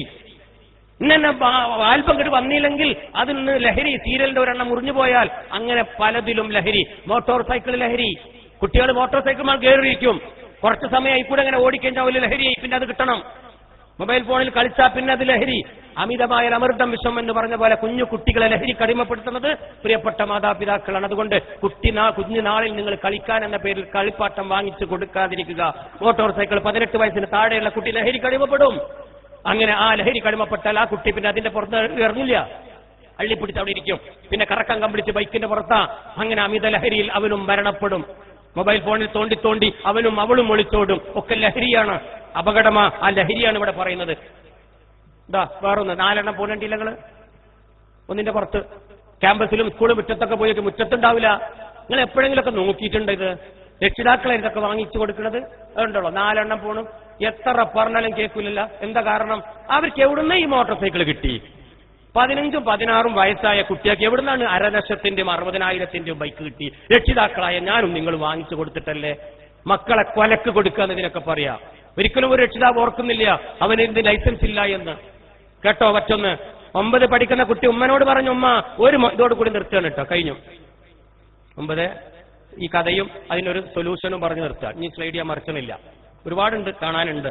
വളരെ പ്രധാനപ്പെട്ട 2 പിക്ചറും കൂടി ഉണ്ട് അതിൻ്റെ അകത്ത്. എന്നാൽ ഈ സ്റ്റോറി പൂർത്തിയാക്കട്ടെ. 9 പഠിക്കുന്ന കുട്ടി ഉമ്മയോട് പറഞ്ഞു, ഉമ്മ ഒരു മോട്ടോർ സൈക്കിൾ എനിക്ക് വാങ്ങിത്തരും, കുട്ടികൾക്കൊക്കെ ഉണ്ട്, എനിക്കല്ലുള്ളൂ. എടാ വാപ്പ ഗൾഫിലാണ് കേട്ടോ, 10 സെന്റ് ഭൂമി ഏകം ഒരു ഇരിക്കൂരിയുള്ളൂ, വാപ്പാന്റെ കട മുഴുവൻ വീടിയിട്ടില്ല, പാവാണ്. അപ്പോഴും പറഞ്ഞു, ഉമ്മ പറഞ്ഞു, എടാ അതിനൊക്കെ ഒരുപാട് പൈസ ഉന്റെ അടുത്തില്ല. പച്ച കള്ളം പറഞ്ഞു മകൻ. ഉമ്മ ഇന്ന് 10,000 രൂപ തന്നാൽ ഒരു മോട്ടോർ സൈക്കിളും കിട്ടും, കൂടെ ഒരു മൊബൈൽ ഫോൺ ഫ്രീ കൊടുക്കുന്നുണ്ട്. എത്ര തവണ ഞങ്ങളോട് പറഞ്ഞൊരു മൊബൈൽ ഫോൺ വാങ്ങിച്ചു തരാൻ, ഇപ്പൊ അത് 2 കൂടി 10,000-ന് കിട്ടും. പാച്ചാ പൊള്ള്. ആ ഉമ്മ അങ്ങ് വിശ്വസിച്ചു. മക്കൾ പറയുന്നത് അങ്ങനെ അങ്ങ് വിശ്വസിക്കുന്ന ഒരു പറ്റം ഉമ്മമാർ. മക്കളുടെ വാക്ക് അപ്പടി എടുക്കും. അവിടുത്തെ മാഷോടോ അയൽവക്കത്തോ ഭർത്താവിനോട് പോലും ചോദിക്കൂല. മക്കളുടെ വാക്ക് അങ്ങനെ അങ്ങോട്ട് വില കൊടുക്കുന്ന ഒരു ഉമ്മമാർ. പാടില്ല ഉമ്മ, ഒക്കെ ആന്ന് പറഞ്ഞിട്ട് ശരി ഞാനൊന്ന് അന്വേഷിക്കട്ടെ എന്നൊന്ന് പറഞ്ഞൂടെ? ഉമ്മ ചോദിച്ചു, പറഞ്ഞില്ല. പാവം കരഞ്ഞുകൊണ്ട് തന്റെ കയ്യിലെ സ്വർണ്ണവള ഊരിക്കൊടുത്തുകൊണ്ട് മകന് കൊടുത്തു 10,000. മകൻ അതാ കൊണ്ടുവരുന്ന ഒരു മോട്ടോർ സൈക്കിളും ഒരു മൊബൈൽ ഫോണും. ഒരിക്കലും കിട്ടൂലട്ടോ. അതുമായിട്ട് ഇങ്ങനെ കറങ്ങാൻ തുടങ്ങി. 5-6 മാസം കറങ്ങി. കുറെ സുഹൃത്തുക്കൾ വരുന്നേ പോണ് കളിക്കണ. ഉമ്മ ഉച്ചത്തോടെ പറഞ്ഞു, അവൻ മിടുക്കനാ, വാപ്പാനക്കായും ബുദ്ധിയൊക്കെ ഉണ്ട്. ഏതായാലും 5-6 മാസം പിന്നിട്ടു. അതാ ആ കുഞ്ഞുമോൻ ഒരു മോട്ടോർ സൈക്കിൾ അതാ ഒരു KSRTCന്റെ ചുവട്ടിലേക്ക് പോയി. KSRTCയുമായി കൂട്ടിയിടിച്ച് മയത്തില്ല, ബോധം നഷ്ടപ്പെട്ടു, ആശുപത്രിയിലേക്ക് കൊടുന്നു.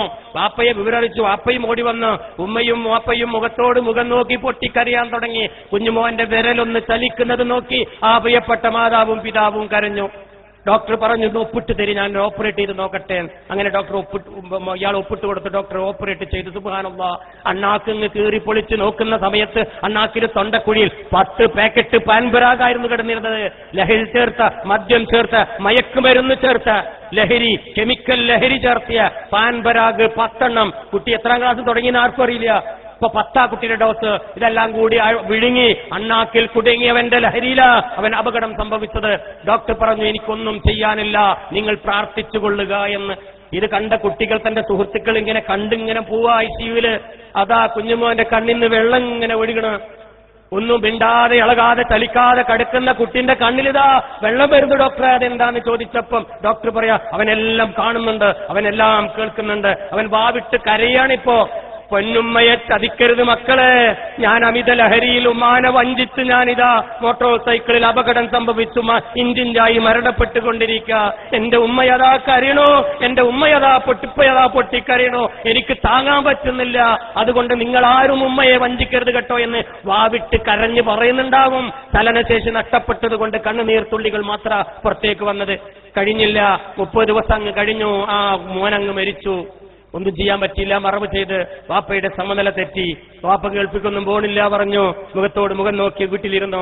6 മാസം പിന്നിട്ടു. ആ വീട്ടിലേക്ക് അത് 2-3 ഗുണ്ടകൾ കയറി വന്നു. എന്നിട്ട് പറഞ്ഞു, ഞങ്ങൾ ഈ മോട്ടോർ സൈക്കിൾ ജപ്തി ചെയ്യാൻ വന്നതാ. ആ ഉമ്മ പറയാ, 10,000 രൂപ കൊണ്ട് എന്റെ മോ വാങ്ങിയത്, അതെന്തിനാ നിങ്ങൾ ജപ്തി ചെയ്യണം?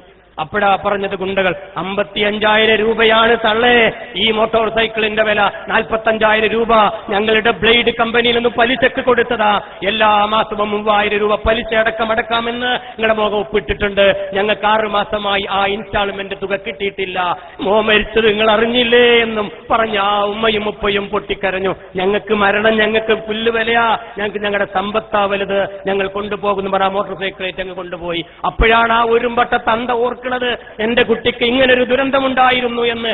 ഓടിയ ഉപ്പ, ഞാൻ തന്ത എന്ന് പറയുന്നത് അങ്ങനെ തന്നെ, ഉപ്പയുടെ അശ്രദ്ധക്കുറവാ, ഞാനാണെങ്കിൽ ഞാൻ തന്നെ അതിന്റെ ഉത്തരവാദി.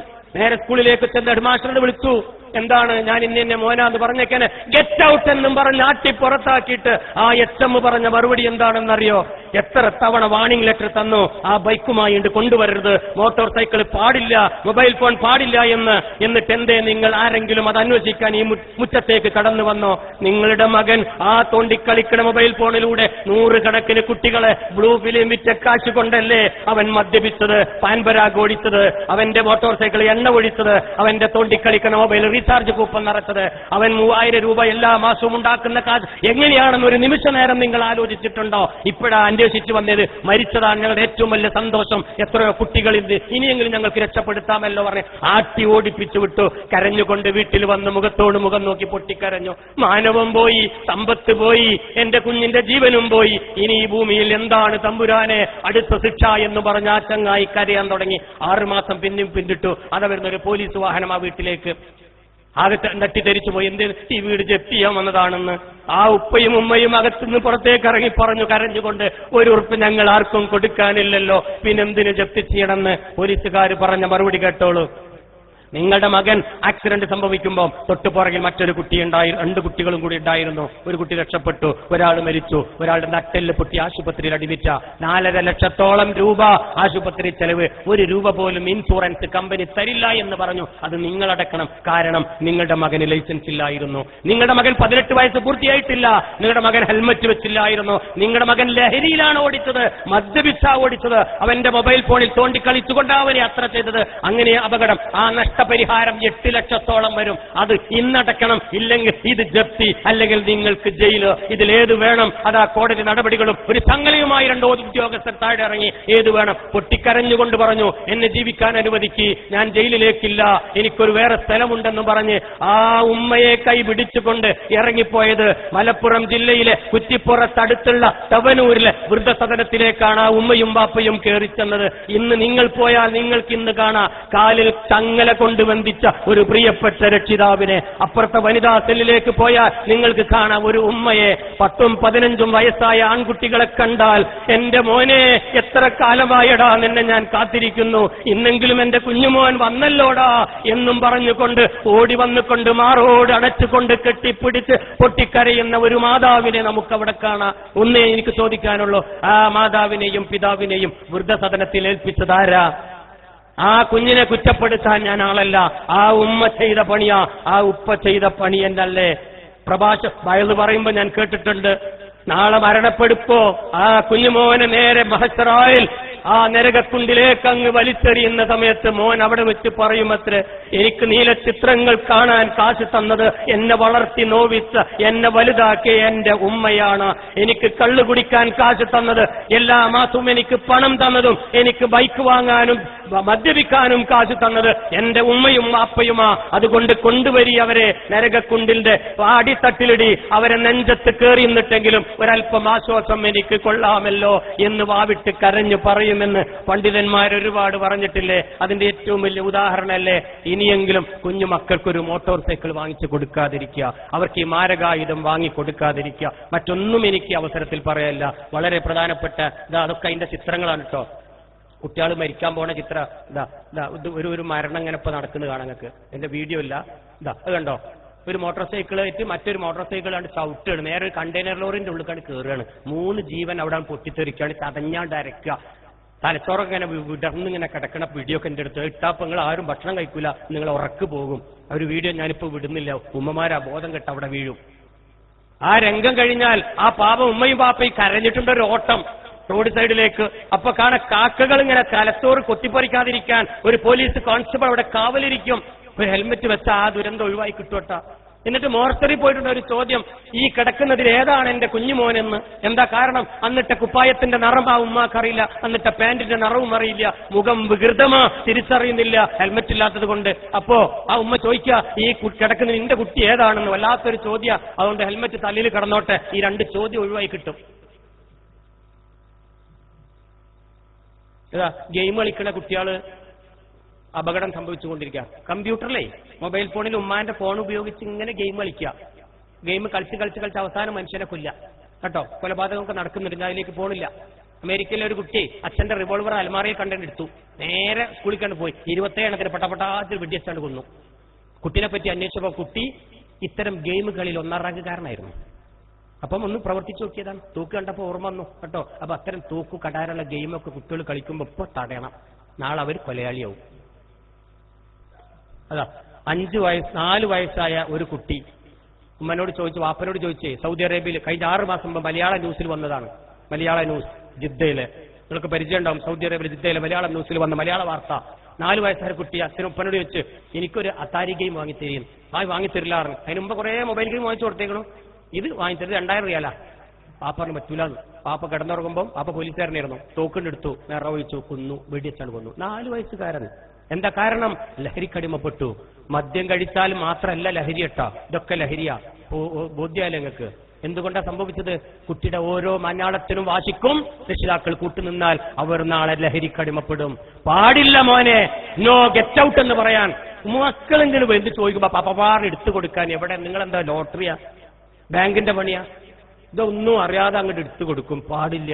അത് അവരോട് കാണിക്കുന്ന വലിയ കൊലച്ചതിയ. അങ്ങനെ നിങ്ങൾ ചെയ്തു കൊടുത്താൽ നീ 4-5 ചിത്രം ഒന്ന് കണ്ടേ പറ്റൂട്ടോ. ഇന്നത്തെ ഈ ജനറേഷന്റെ കോലം കൂടി പറഞ്ഞ് നമുക്ക് അവസാനിക്കുക.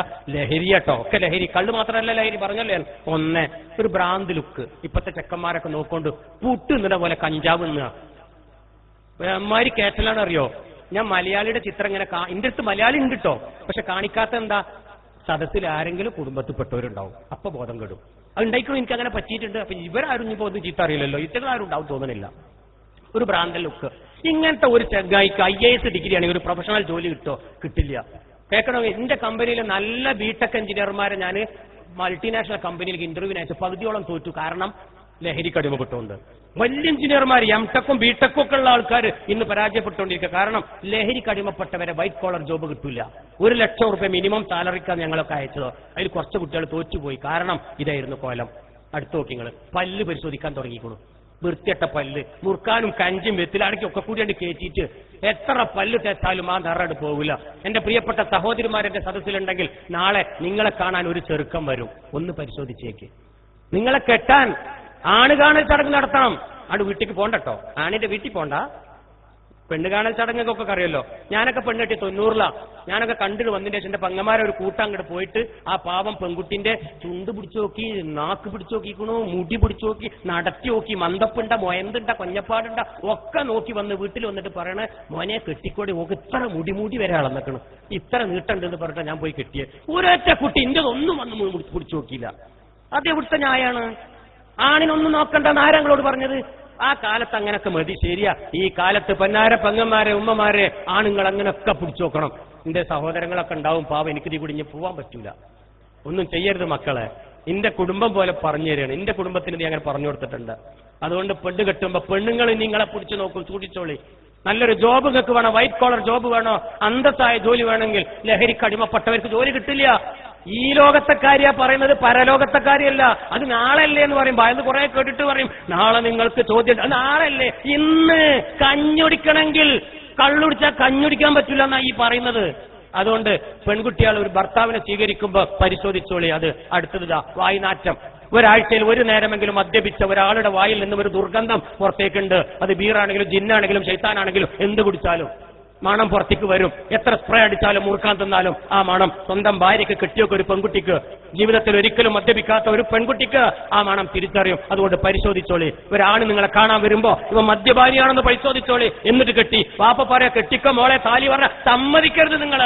നിങ്ങൾക്കുണ്ട് ഒരു കണ്ടീഷൻ. ഞാനത് പറയും, പെൺകുട്ടിയെ ക്ലാസ് കൊടുക്കലുണ്ട്. ഇപ്പോ വീട്ടിൽ ഒരു അടിയൊക്കെ നടന്നിട്ടുണ്ടെന്നിട്ട്. അതുകൊണ്ട് പരിശോധിച്ചോളി. മണുണ്ട്, നാറുന്ന ആൾക്കാർ വരും. അടുത്ത് നോക്കിക്കോ, യോയോ വരും ഇപ്പോ 350 റുപ്യക്ക് സൂപ്പർ ഗുളിട്ട് വരും. ഇവിടെ അല്ലേ നമ്മുടെ നാട്ടിലൊക്കെ ഉണ്ട്, എന്റെ നാട്ടിലൊക്കെ വന്നിട്ടുണ്ട്. മുടി ഇങ്ങനെ സൂപ്പർ ഗുളിട്ട് നീച്ചിട്ട് കണ്ടൊരു കോലം 350 ആണല്ലോ അങ്ങനെ ഇടാൻ, ബാർബർ ഷാപ്പിൽ നിന്ന് എടുക്കുന്നതാണല്ലോ. ഇങ്ങനെ വേട്ടാളം, തേള്, ഞണ്ട്, കരിക്കുന്നനൊക്കെ ഇങ്ങനെ വരയ്ക്കും. അങ്ങനെ അങ്ങനെ ഒരു ഭയങ്കര രസമാണ്. ചെറിയ കുട്ടികൾക്ക് വരെ അങ്ങനെ വരച്ചു കൊടുക്കും.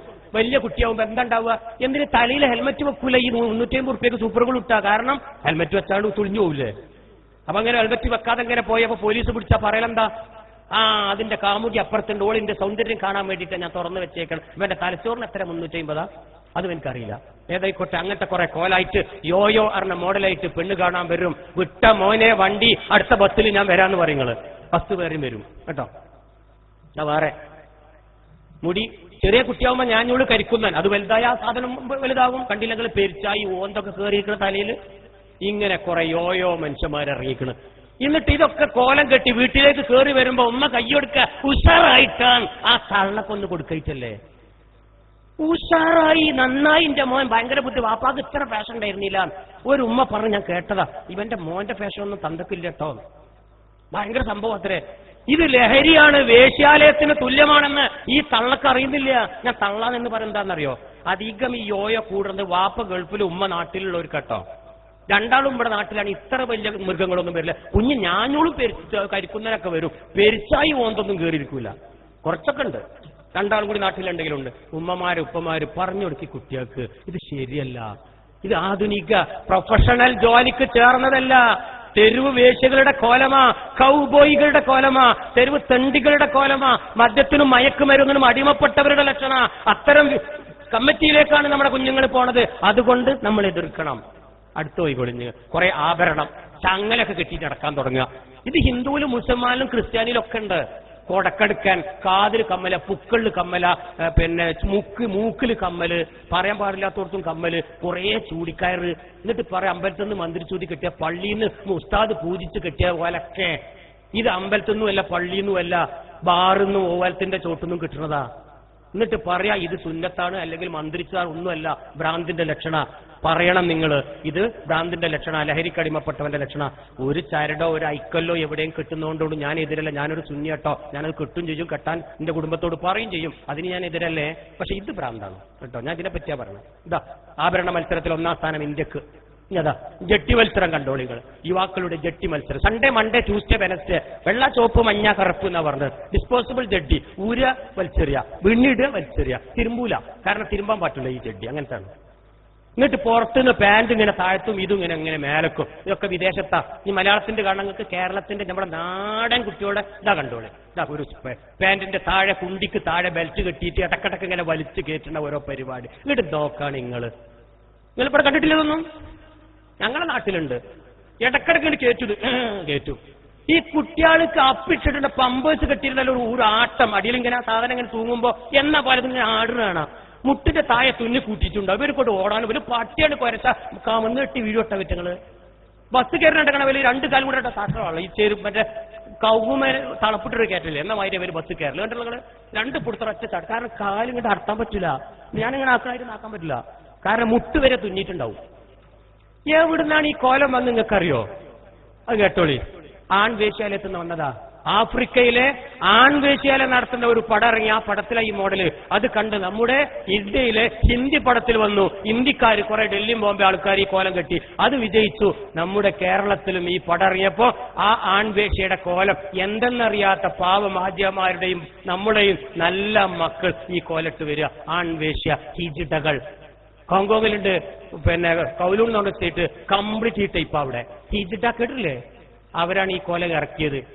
അതുകൊണ്ട് ആൺവേശ്യയുടെ കോലമാണെന്നും നമുക്ക് ചേർന്നതല്ല, അന്തസ്സിന് ചേർന്നതല്ല എന്നും പ്രിയപ്പെട്ട ഉമ്മമാര് നമ്മുടെ കുഞ്ഞു മക്കൾക്കത് പറഞ്ഞു കൊടുക്കുക. ആ അണ്ട ഇറങ്ങിയ ജീൻസ് വലിച്ചു കയറ്റാതിരിക്കുക. അതിങ്ങനെ ഇടക്കിടക്ക് അങ്ങനെ തന്നെയാണ്. അതിങ്ങനെ ഒഴിവാവും. ഏതൊരു പോലീസുകാരുണ്ടായിരുന്നു SI തൃശ്ശൂരിൽ, ഒരു കത്തിയേറ്റ് ഇങ്ങനെ നടക്കും. ഇങ്ങനത്തെ കണ്ടാൽ ഇവിടെ ഓടാ ഇങ്ങോട്ട് വരും. ഒറ്റ വട്ട താഴെ ഇടക്കിടക്ക് വെട്ടിവിടും. കാരണം വെട്ടിയാൽ ഓൻ ഓടാൻ പറ്റില്ലല്ലോ. ഇനി ഓടടാന്ന് പറയും. ഓൻ തീരെ ഓടില്ല, കാരണം നാണം കൊണ്ട് ബുക്ക് മറിച്ച് അവിടെ വെക്കും. അതിലാണ് എരുത്തുള്ളൊരു വീരാങ്കാക്ക എന്നത് കാണും, ഈ വെട്ടൽ കാണും. സാറേ സൂക്ഷിച്ച് വെട്ടണട്ടാ, മേലെ കയറി പിടിക്കും. അയാൾ പറഞ്ഞു ഒരിക്കലും പിടിക്കില്ല, അതൊക്കെ എത്രയോ മേലെയാണ്, ഇത് ഒരുപാട് താഴെ. ഞാൻ താഴെയല്ലേടാ മോനെ വിട്ടുള്ള നോക്കാം. എന്നിട്ട് ഈ ആ കുട്ടീനെ അതേ പോലീസ് വണ്ടിയിൽ വെച്ചിട്ട് പറയും എവിടെടാ തന്ത വിട് വണ്ടി വീട്ടിലേക്ക്. തന്ത ഗൾഫിലാണ്, തള്ളേന്ന് ഇവിടെ ഉള്ളത്. ഓൽതാണ് ഇങ്ങനെ ഇറങ്ങി വരുന്നത്. അതിൽ ഉമ്മാനോട് വിളിക്കും, ഇതാ മോൻ ഇമാതിരി പാൻറ്റെങ്ങാനും വിട്ട നെണ്ടതും വെട്ടൊടി എന്ന് പറയാൻ കത്തിയിട്ട് കടകടം എന്ന് അറിയണ്ട പേടിപ്പിച്ചിട്ട് കയ്യും കാലം പറിച്ച് ഒരു വേറെ ശിക്ഷയൊന്നുമില്ല. ഇതൊക്കെ നമ്മുടെ നാട്ടിലും തുടങ്ങണം. അതുകൊണ്ട് ഈ രംഗം ഇത് കണ്ടാൽ നിങ്ങൾ അതിനെ എതിർക്കണം, അത് പാടില്ല. അതുകൊണ്ട് ആ പാൻറ്റുകളൊക്കെ ഒരു തലക്കാണി ഉറയിൽ കയറ്റിക്കൊള്ളി. ഇപ്പൊ തന്നെ ഭാവിയിൽ ഒരു 50 വയസ്സാകുമ്പോൾ അവരെ കുട്ടികൾക്ക് കാണിച്ചു കൊടുക്കാം. കത്തിക്കണ്ട, തലക്കാണി ഉറയിൽ കയറ്റണം. നല്ല എൻ്റെ അമ്മ ഒക്കെ പണ്ട് കുറേ തലക്കാണി ഉറയിൽ ഒഴിച്ചപ്പോൾ കിട്ടി. അതുകൊണ്ട് നാളെ 50 കൊല്ലം കഴിഞ്ഞാൽ ഒരു മോഡലാക്കിയിട്ട് നമുക്ക് എക്സിബിഷനിൽ വെക്കാം. അതുകൊണ്ട് അവസാനിപ്പിക്കുകയാണ്. ഇതിന്റെ ഒരു പരിഹാരം കൂടി പറഞ്ഞിട്ട് ഒന്നുമല്ല, പരിഹാരം ഞാൻ ആദ്യം പറഞ്ഞു തന്നിട്ടുണ്ട്. എനിക്ക് എൻ്റെ ഉമ്മ പറഞ്ഞു തന്ന പരിഹാരം, എന്റെ പ്രിയപ്പെട്ട പിതാവ് എനിക്ക് പറഞ്ഞു തന്ന പരിഹാരം, അത് നിങ്ങൾ ചെയ്തു കൊടുത്താൽ മതി. എനിക്ക് എന്റെ ഉപ്പ പറഞ്ഞെന്ന് ഞാൻ എന്റെ മക്കളിലേക്ക് കൊടുക്കുക. 7 വയസ്സാവുമ്പോ എന്റെ വിരലും പിടിച്ച് അച്ചിപ്പുറ മഹൽ, നിങ്ങൾക്ക് അറിയാം, അച്ചിപ്പുറ രണ്ടത്താണി അച്ചിപ്പുറ പേര് കേട്ട സ്ഥല. അച്ചിപ്പുറ മഹലിലേക്ക് എന്റെ ഉപ്പന്റെ കുഞ്ഞു വിരലും പിടിച്ചെന്ന് കൊണ്ടുപോകും. പ്രാക്ടിക്കല്, തിയറിയല്ല, പ്രാക്ടിക്കല്. പള്ളിയിലെ ദർസിൽ ഓതി പഠിച്ചതല്ല, മദ്രസിൽ അധ്യാപകൻ പറഞ്ഞു തന്നല്ല. എന്റെ പ്രിയപ്പെട്ട പിതാവ് എന്റെ കുഞ്ഞു വിരൽ പിടിച്ചതാ ഞാൻ ഈ പറയുന്നത്. കൊണ്ടുപോയി പള്ളിയിലേക്ക് വെള്ളിയാഴ്ച 11 മണിക്ക് ജുമാക്ക് പോകും. അന്ന് സ്കൂളില്ല, മാപ്പിള സ്കൂളാണ് എന്റെ സ്കൂള്. കൊണ്ടുപോകും. അത് കഴിഞ്ഞിട്ട് എന്റെ ഉപ്പ പറയും, വാ മോനെ എന്റെ ഉപ്പാന്റെ അടുത്തേക്ക് പോവാണ് നീ. ഉപ്പാന്റെ ഉപ്പ മരിച്ചത്, എന്റെ ഉപ്പാന്റെ പേര് മുഹമ്മദ്, മുഹമ്മദിന്റെ ഉപ്പാന്റെ പേര് അലവി, അലവി മരിച്ചത് ഉപ്പാന്റെ 20 വയസ്സിലാ. ഒരുപാട് ചെറുപ്പാ, ഞാൻ ഒരിക്കലും കാണൂല. എന്നിട്ട് പറയാ, ഞാൻ എന്റെ ഉപ്പയെ നിനക്ക് കാണിച്ചു തരാ, നീ വാടാ എന്നും പറഞ്ഞ് കബറാളുകളുടെ ഇടയിലൂടെ എന്റെ വിരലും പിടിച്ചു കൊണ്ടുപോയി ഒരു കബറിന്റെ അടുത്ത് വന്നിട്ട് എന്നോട് പറയും, മോനെ നീ കൈ പൊക്കിപ്പിടി, ആമീൻ പറ, ഞാനൊന്ന് ദുആ ചെയ്യട്ടെ. എന്റെ പ്രിയപ്പെട്ട പിതാവ് പച്ച മലയാളത്തിൽ എന്റെ 7 വയസ്സിൽ ഞാൻ പഠിച്ചതുമായ പടച്ച റബ്ബേ എന്റെ പ്രിയപ്പെട്ട പിതാവിന് പൊറത്തു കൊടുക്കണേ നാഥാ, ഞാനും നാളെ മരണപ്പെടും, എന്നെയും ഈ ഖബറിലടക്കം ചെയ്യും. ആ സമയത്ത് എനിക്ക് വേണ്ടി പൊട്ടിക്കരഞ്ഞ് പ്രാർത്ഥിക്കാനുള്ള ഒരു കുഞ്ഞുമോനാക്കി ഇവന് നീ മാറ്റണമേ അല്ലാഹ് പറഞ്ഞിട്ട് എന്റെ തലയിൽ കൈയ്യുണ്ട് വെച്ചിട്ട് വറച്ചോന സുമ്മ വല്ലാഹി എന്റെ ഉപ്പ ദുആ ചെയ്തത്. ഞാനും അങ്ങ് ആമി പറഞ്ഞു. ഒന്നും മനസ്സിലാക്കാത്ത 7 വയസ്സുകാരൻ. വർഷങ്ങൾ അങ്ങ് കടന്നുപോയി. എന്റെ പ്രിയപ്പെട്ട പിതാവ് മരിച്ചു. ഓരോ ദിവസവും 5 നേരമില്ലെങ്കിലും ഇടക്കിടക്ക് നോട്ടോൺലി വെള്ളിയാഴ്ച ഇടക്കിടക്ക് ആ മഹലിലേക്ക് തന്നെ പോകും. പള്ളിയിലേക്ക് കയറുന്നതിന് മുമ്പ് പോകും ആ കബറിന്റെ അടുത്തേക്ക്. അതിനു മുമ്പ് ഉമ്മാന്റെ അടുത്തേക്ക് പോകും. കാരണം മടിയിൽ കിടന്ന് പടഞ്ഞു മരിച്ച ഉമ്മന്റെ അടുത്തേക്ക് പോകും. മറന്നിട്ടില്ല ഒന്നും. 33 കൊല്ലായിട്ടും ആ ഉമ്മാന്റെ അടുത്ത് പോയിട്ട് എന്റെ ഉപ്പ പഠിപ്പിച്ച ആ ദുആ ഞാൻ എന്റെ ഉമ്മാക്ക് വേണ്ടി ചൊല്ലിക്കൊടുക്കും. അത് കഴിഞ്ഞ് എന്റെ ഉപ്പാന്റെ അടുത്തേക്ക് വന്ന് ദുആ ചെയ്യും. വർഷങ്ങൾ കടന്നുപോയി. എന്റെ പ്രിയപ്പെട്ട ഞാനും വിവാഹം കഴിച്ചു. എനിക്കും കിട്ടിയ ഒരു കുട്ടിയെ, ആ കുഞ്ഞുമോൻ 3ാമത്തെ കുട്ടിയാണ് അടുത്ത വന്നത്. 3ാമത്തെ മോന് 7 വയസ്സായപ്പോ പിടിച്ചു ഞാൻ അവന്റെ കുഞ്ഞുവിരല് അതേ മഹലിലേക്ക്. എന്റെ ഉപ്പ നടന്ന കാൽപ്പാടുകൾ പിന്തിട്ട് പുല്ലുകളൊക്കെ ഇങ്ങനെ മറിഞ്ഞു മറിഞ്ഞു നിന്ന് ആ വഴിയിലൂടെ ഞാൻ അങ്ങ് പോയി. എന്റെ പ്രിയപ്പെട്ട പിതാവിന്റെ അടുത്ത് പോയി അങ്ങ് ദുആ ചെയ്തിട്ട് പറഞ്ഞു, മോനെ നീ ആമീൻ പറ. എന്റെ ഉപ്പ കാണിച്ചെന്നാ പറയുന്നത്. ആമീൻ പറയട്ടോ. ഞാൻ അങ്ങ് ദുആയിരുന്നു, എന്റെ ഉപ്പാക്ക് പുറത്തു കൊടുക്കണേ നാഥാ, നാളെ ഞാനും മരിക്കും, എന്നെയും ഈ ഖബറിലടക്കം ചെയ്യും. ആ സമയത്ത് എനിക്ക് വേണ്ടി ദുആ ചെയ്യുന്നൊരു കുട്ടിയാക്കി എന്റെ സിനാൻ ജാവേദ് മോനെ നീ മാറ്റണേ അല്ലാ എന്നും പറഞ്ഞ് അങ്ങ് എന്റെ പുറത്തങ്ങ് തൊട്ട സമയത്ത് കിടുകിടാ അവൻ അങ്ങ് പൊട്ടിക്കരഞ്ഞു. 7 വയസ്സായ കുട്ടി. ഞാൻ അത്ര കരഞ്ഞിട്ടില്ല. കരഞ്ഞു. മോനെ സമാധാനപ്പെട് എന്ന് പറഞ്ഞപ്പോഴും തേങ്ങി തേങ്ങി തേങ്ങി കണ്ണ് നിറഞ്ഞുകൊണ്ട് നിൽക്കുന്ന അടുത്ത ദുആ ചെയ്യുന്ന ആളുകളൊക്കെ ഓടി വന്നു. എന്താ ഈ കുട്ടി ഇങ്ങനെ കരയണ്, എന്താ ഈ കുട്ടി കരയണെന്ന് എനിക്ക് മനസ്സിലായില്ല. അവസാനം അവന്റെ ചുണ്ടുകൊണ്ട് പറഞ്ഞ വാക്കിതാ, ഉപ്പയല്ലേ പറഞ്ഞ് ഉപ്പ നാളെ മരിക്കുമെന്ന്. ആ സമയത്ത് എന്റെ കുഞ്ഞുവിരൽ പിടിച്ച് അങ്ങാടിയിലേക്ക് പോകാൻ എനിക്ക് ഉപ്പയില്ലാതാവുമല്ലോ എന്നോർത്ത് കരഞ്ഞതാ. മോനെ നാളെ എന്നതിനർത്ഥം ഒരു നാളെന്ന, ഒരു ദിവസം എന്ന, നാളെ എന്നല്ലടാ എന്നങ്ങ് പറഞ്ഞപ്പോഴാ അവന്റെ ചെറു പുഞ്ചിരി ഞാൻ കണ്ടത്. സുമ്മ വല്ലാഹി ഞാൻ സത്യ പറയുന്നത്, നാളെ ഞാൻ മരിച്ചാൽ എന്റെ മകൻ എനിക്ക് വേണ്ടി പ്രാർത്ഥിക്കുമോ? പ്രാർത്ഥിക്കും. കാരണം എന്റെ ഉപ്പ എനിക്ക് വേണ്ടി കാണിച്ചു തന്നതാ. മദ്രസ പാഠപുസ്തകത്തിൽ നിന്നും പഠിച്ചതല്ല, പ്രഭാഷണങ്ങളിൽ നിന്നും പഠിച്ചതല്ല. എന്റെ പിതാവ് ജീവിച്ചിരിക്കുമ്പം എന്റെ ബുദ്ധിയില്ലാത്ത സമയത്ത് എന്റെ താലോലിച്ച് എന്നെ പോറ്റി വളർത്തിയ കുഞ്ഞു വിരല് പിടിച്ച് അങ്ങാടിയിൽ കൊണ്ടുപോയതും എനിക്ക് വേണ്ടി ദുആ ചെയ്തതും എന്നെ പഠിപ്പിച്ചത് കൊണ്ട് എന്റെ കുഞ്ഞുമോൻ അത് ഞാൻ ചെയ്തു കൊടുക്കുക. ഇൻഷാ അല്ലാഹ് എന്റെ മോനും എനിക്ക് വേണ്ടി ചെയ്യും. ഇത് നമ്മുടെ ജീവിതത്തിലേക്ക് ഇതല്ലേ പകർത്തേണ്ടത്. പ്രവൃത്തി ഒരുപാട് ബൈബിളുകൾ കേൾക്കുന്നുണ്ട്, ഒരുപാട് പ്രഭാഷണത്തിലെ ക്ലാസുകൾ നമ്മൾ കേൾക്കുന്നുണ്ട്. പക്ഷേ സ്വന്തം മക്കൾക്കൊരു റോൾ മോഡലാകാൻ ഏതൊരു മാതാവും പിതാവിനും കഴിഞ്ഞില്ലെങ്കിൽ നമ്മുടെ ജീവിതം കട്ടപ്പുകയാ, ഒരു പ്രയോജനമില്ല. അവരെങ്ങനെ ജീവിക്കണമെന്ന് ജീവിച്ച് കാണിച്ചു കൊടുക്കാൻ പ്രിയപ്പെട്ട രക്ഷിതാക്കൾ മുന്നോട്ട് വരണമെന്ന് ആമുഖമായി അവസാനമായി എനിക്ക് പറയാനുള്ളൂ. അതുകൊണ്ട് നിങ്ങളൊക്കെ എന്റെ പ്രിയപ്പെട്ട രക്ഷിതാക്കൾക്ക് വേണ്ടി ദുആ ചെയ്യണം. അത് മാത്രമേ എനിക്ക് പ്രതിഫലമായി കിട്ടൂ. അല്ലാതെ ഞാനൊരു പ്രൊഫഷണൽ ട്രെയിനറായി ഇങ്ങനെ ക്ലാസ് എടുക്കുന്നവനല്ല. ഈ മഹത്തായ മജ്ലിസിന്റെ ബർക്കത്ത് കൊണ്ട്, ഈ മഹത്തായ ആളുകളുടെ ദുആ കൊണ്ട് എന്റെ പ്രിയപ്പെട്ട മാതാവിനും പിതാവിനും ഒരു സമയമെങ്കിലും ഒരു സന്തോഷം കിട്ടിയാൽ അതാണ് ഈ ലോകത്ത് എനിക്ക് എന്റെ മാതാപിതാക്കൾക്ക് ചെയ്തു കൊടുക്കാനുള്ള ഏറ്റവും വലിയ പുണ്യം. അതുകൊണ്ട് നിങ്ങളൊക്കെ എനിക്ക് വേണ്ടി പ്രാർത്ഥിക്കണം, ദുആ ചെയ്യണം എന്ന വസിയത്തോടു കൂടി വാഖിറു ദഅവാന അനിൽ ഹംദുലില്ലാഹി റബ്ബിൽ ആലമീൻ. അസ്സലാമു അലൈക്കും വറഹ്മത്തുള്ളാഹി വബറകാതുഹു.